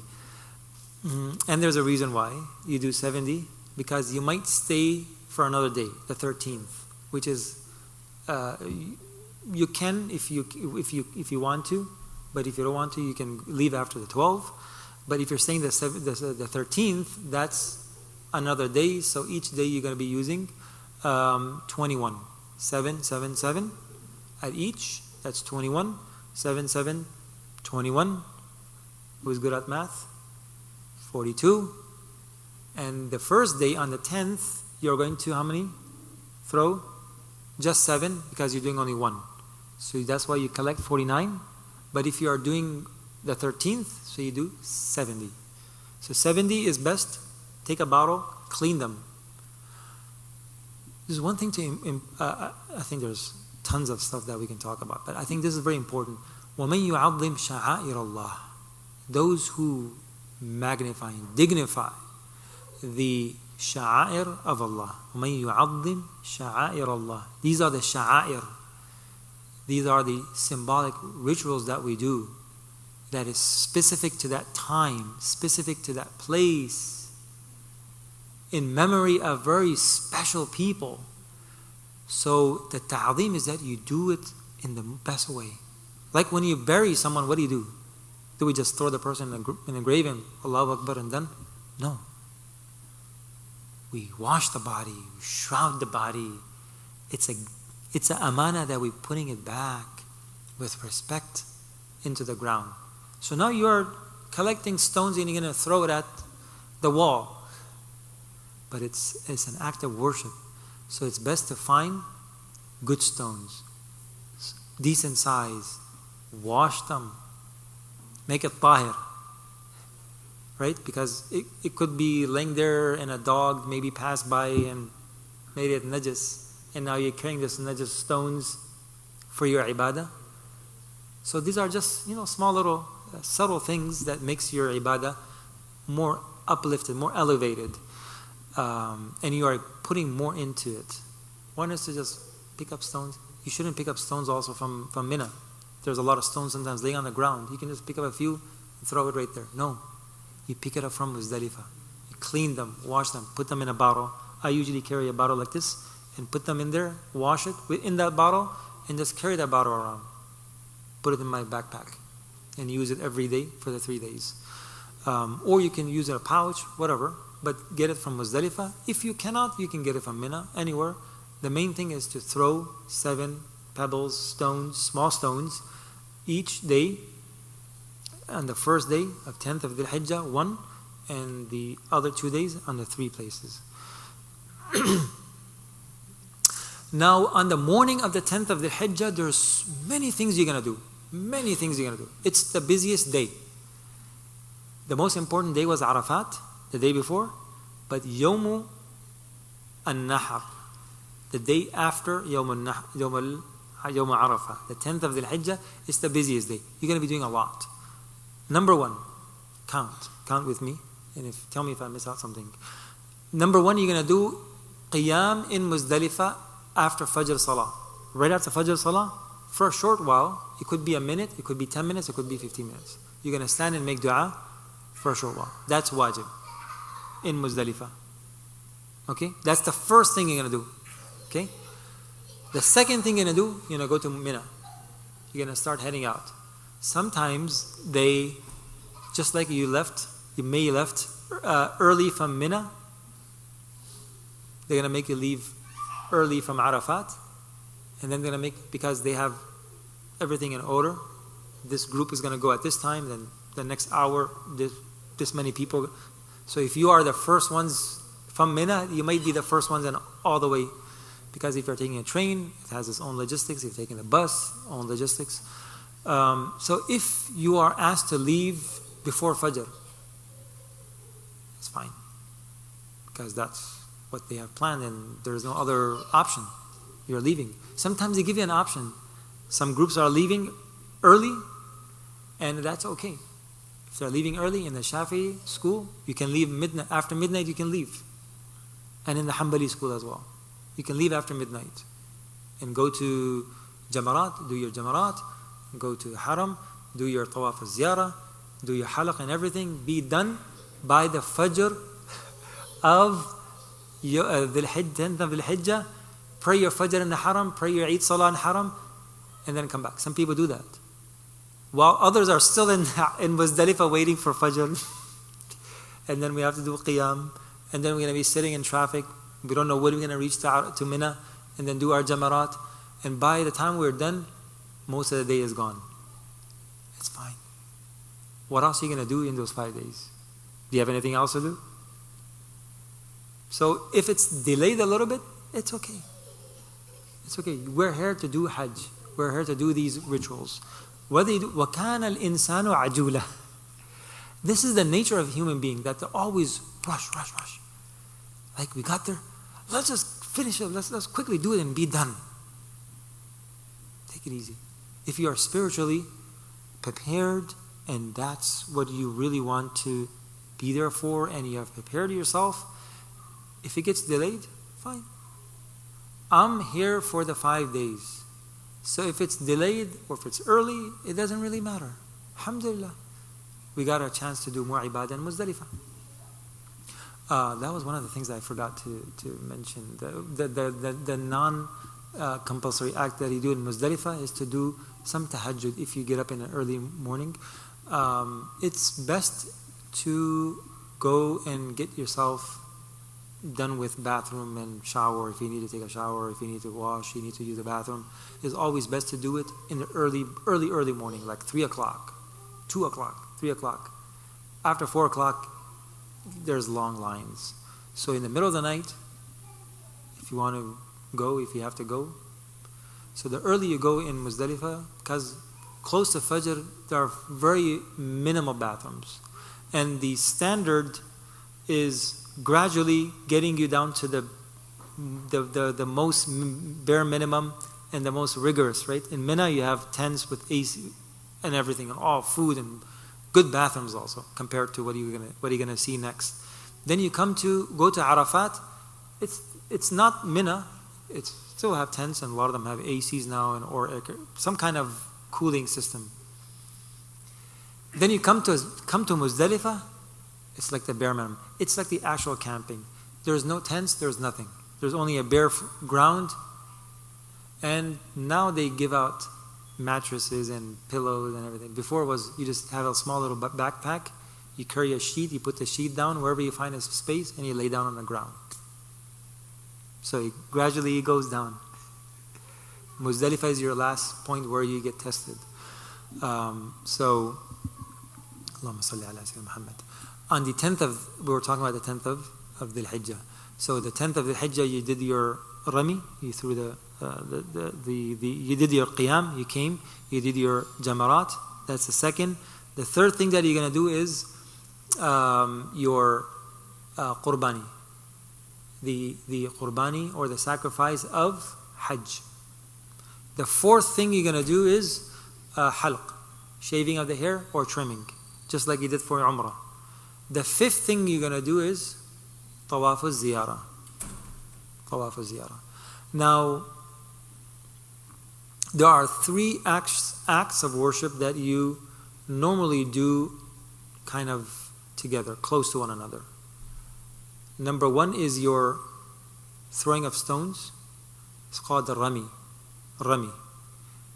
And then you have dhabah or nahr. Dhabah is for small animals and nahr is for camel. You can slaughter a camel. A lot of camels there. 2.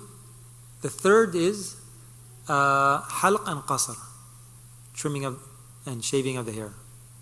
3 things. Normally it's done in order. You should do it in order if you can. Different schools, different opinions. Some require that these 3 have to be done in the same order. Rami? Anyone?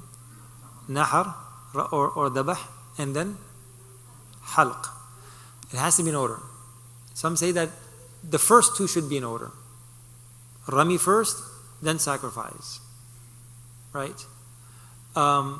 Nowadays, it's really difficult to accommodate all the Hujjaj in those 3 areas.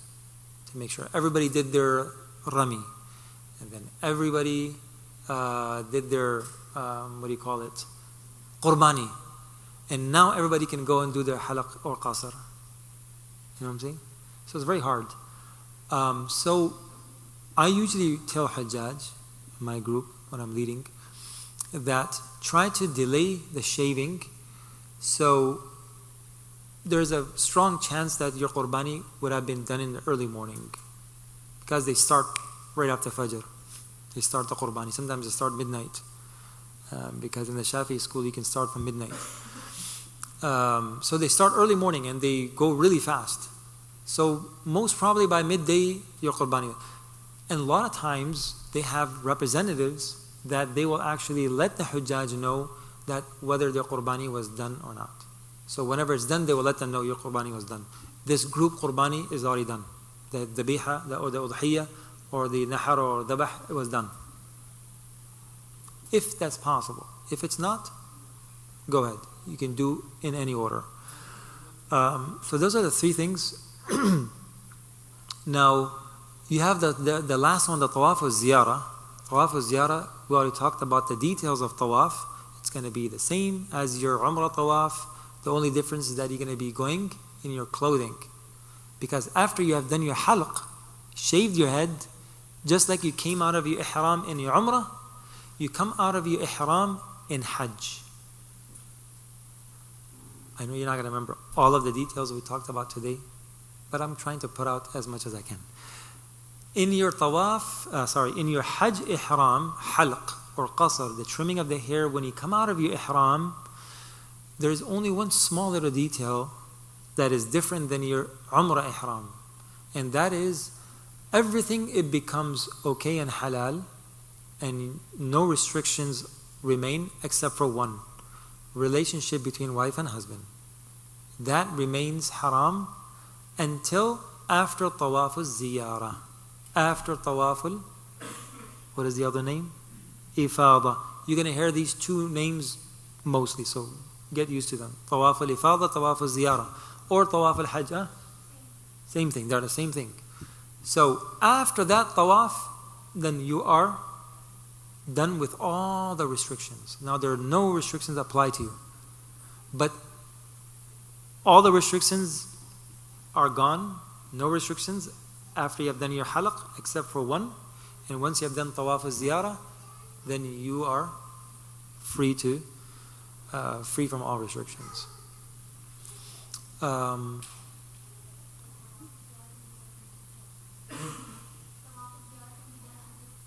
Yes. Tawaf al-ziyarah can be done on the 10th, 11th, 12th, and for any reason, if that's not even possible, it can be delayed until 13th, because that's also a valid view, and according to the difference of the fuqaha. But the 3 days, all the scholars is anonymous, the consensus on that they all agree that these 3 days, that tawaf al-ziyarah can be done at any time, any given time, morning or in the night. So a lot of Hujjaj, they go the next day because it's really crowded the first day. And you have 3 days. You're in Mina. You are just praying and making dua and mashallah, remembering Allah. But you have those 3 days. That's what those 3 days are for, to complete all of your rituals of Hajj. So if you can't do it on the first day, they might say, go the next day in the night, which is the least amount of traffic that you will find to do tawaf al-ziyarah. Totally, that's fine. Even if you have to delay to the 12th, which is the 3rd day in Mina, go for it. After your tawaf, now since it's your tawaf of Hajj, and there's the sa'i that remains for your Hajj, so you're going to do a sa'i after that. After that tawaf, you're going to do a sa'i, which is for your Hajj. Although you have done a sa'i for your Umrah, but that was for your Umrah, and now you're doing a sa'i for Hajj that you do after. So this is the only occasion in the entire sa'i department that you will find people doing sa'i in regular clothing. Only during Hajj you will find people doing sa'i in regular clothing, because that's the only time you will be doing sa'i, right? Unless you came back and now you're doing your tawaf al-ziyarah later on, for whatever reason you couldn't do it during Hajj, and now you came back other days. That's why you might see 1 or 2 people. A lot of times there are just workers, there are people who are helping out, there are guides, or for whatever reason. But everyone in Mas'a, they're always wearing an ihram, because it's only for Umrah, right? And during Hajj, you're doing sa'i without ihram. It feels a little awkward sometimes. I'm doing sa'i, but I'm not wearing ihram. That's fine. Now you will come back, you will spend the 10, 12, 13, all those 3 days in Mina, and you must be in Mina during the night for at least half of the night till midnight. And if you have to, or you want to leave after midnight, you can do so. In all those days, you're going to be doing your takbirat tashriq after every salah. You're going to pray salat in jama'ah, recite Quran, meet people, greet people, get introduced to other people, introduce other people to your people, go out and meet people, talk to people outside of your camp. Meet people who perhaps maybe they are not as fortunate as you are, coming from the West, mashallah, nice, good camp. Find people they're in very less accommodations. Go and visit them. The Prophet ﷺ used to go and visit people during Hajj. So it's good to meet and meet people, right? You get to meet so many different nationalities. MashaAllah, we have this opportunity here, but over there you get to see a lot of people who come from different backgrounds and different ethnicities, mashallah. Now, there's only one thing that remains after you have done all of your rituals on the 10, 11, 12, which is the tawaful wada, or the farewell tawaf. If for whatever reason, if someone couldn't make it for a valid reason, then it's okay.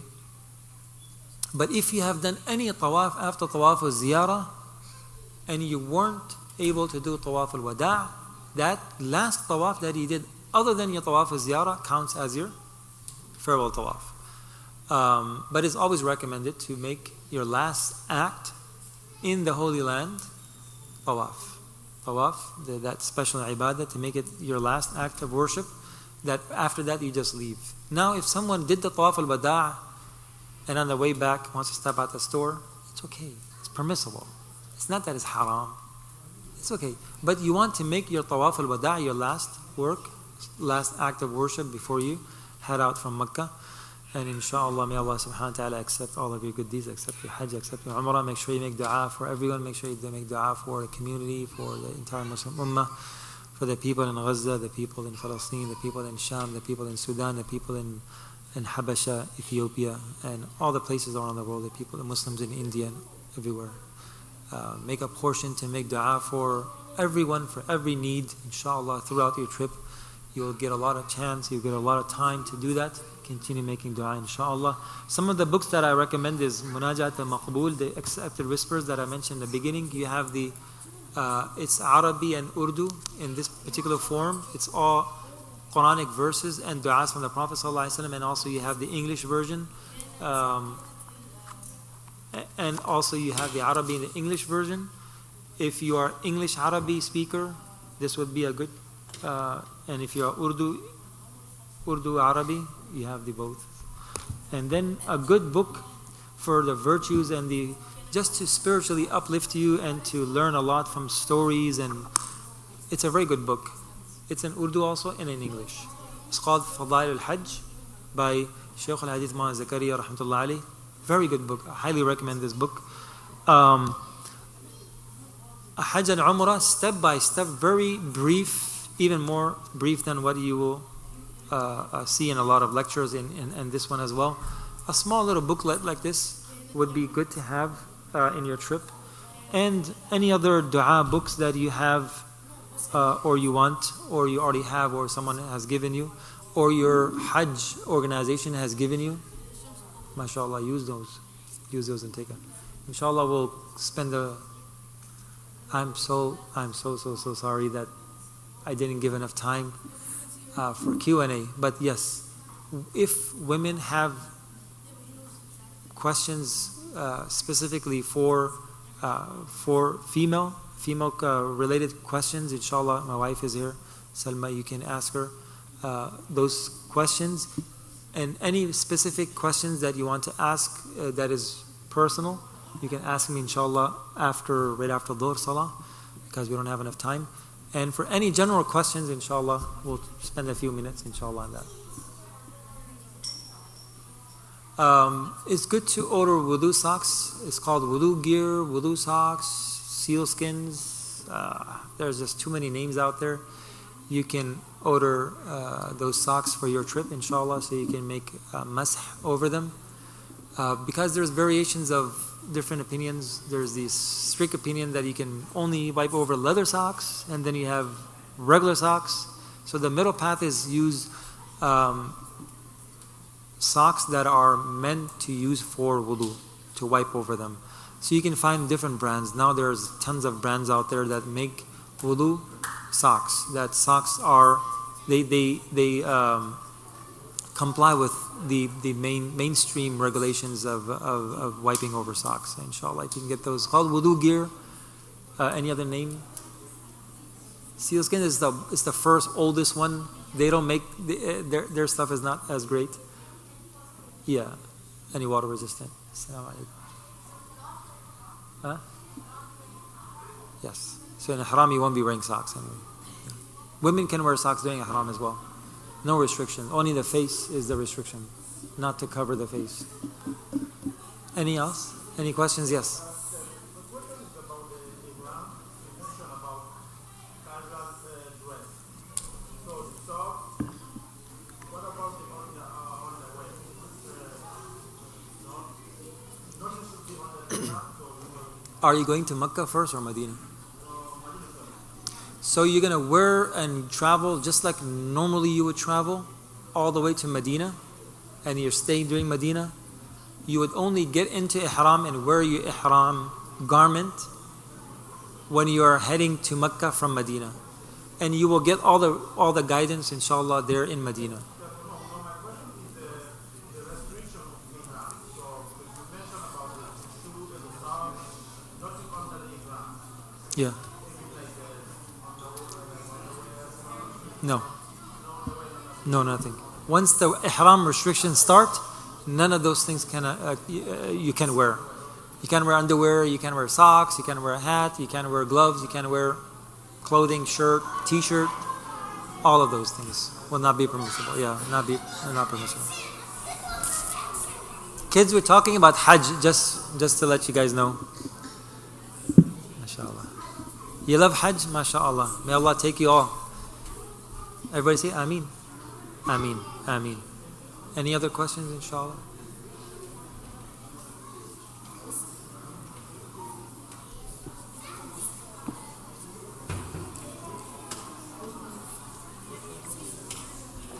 طيب. Barakallahu feekum. Jazakumullahu khair. I hope this was beneficial. And inshallah, please remember me in your dua, and I'll remember all of you. If you have any questions, inshallah, I will be around after dhuhr. You can ask me. And inshallah, I'm around until we go for Hajj. And inshallah, during Hajj, you can take my number. You can have my number to ask any questions. Inshallah, I'll be happy to help. Inshallah. Barakallahu feekum. Subhanallah bihamdi. Subhanallah al-azim.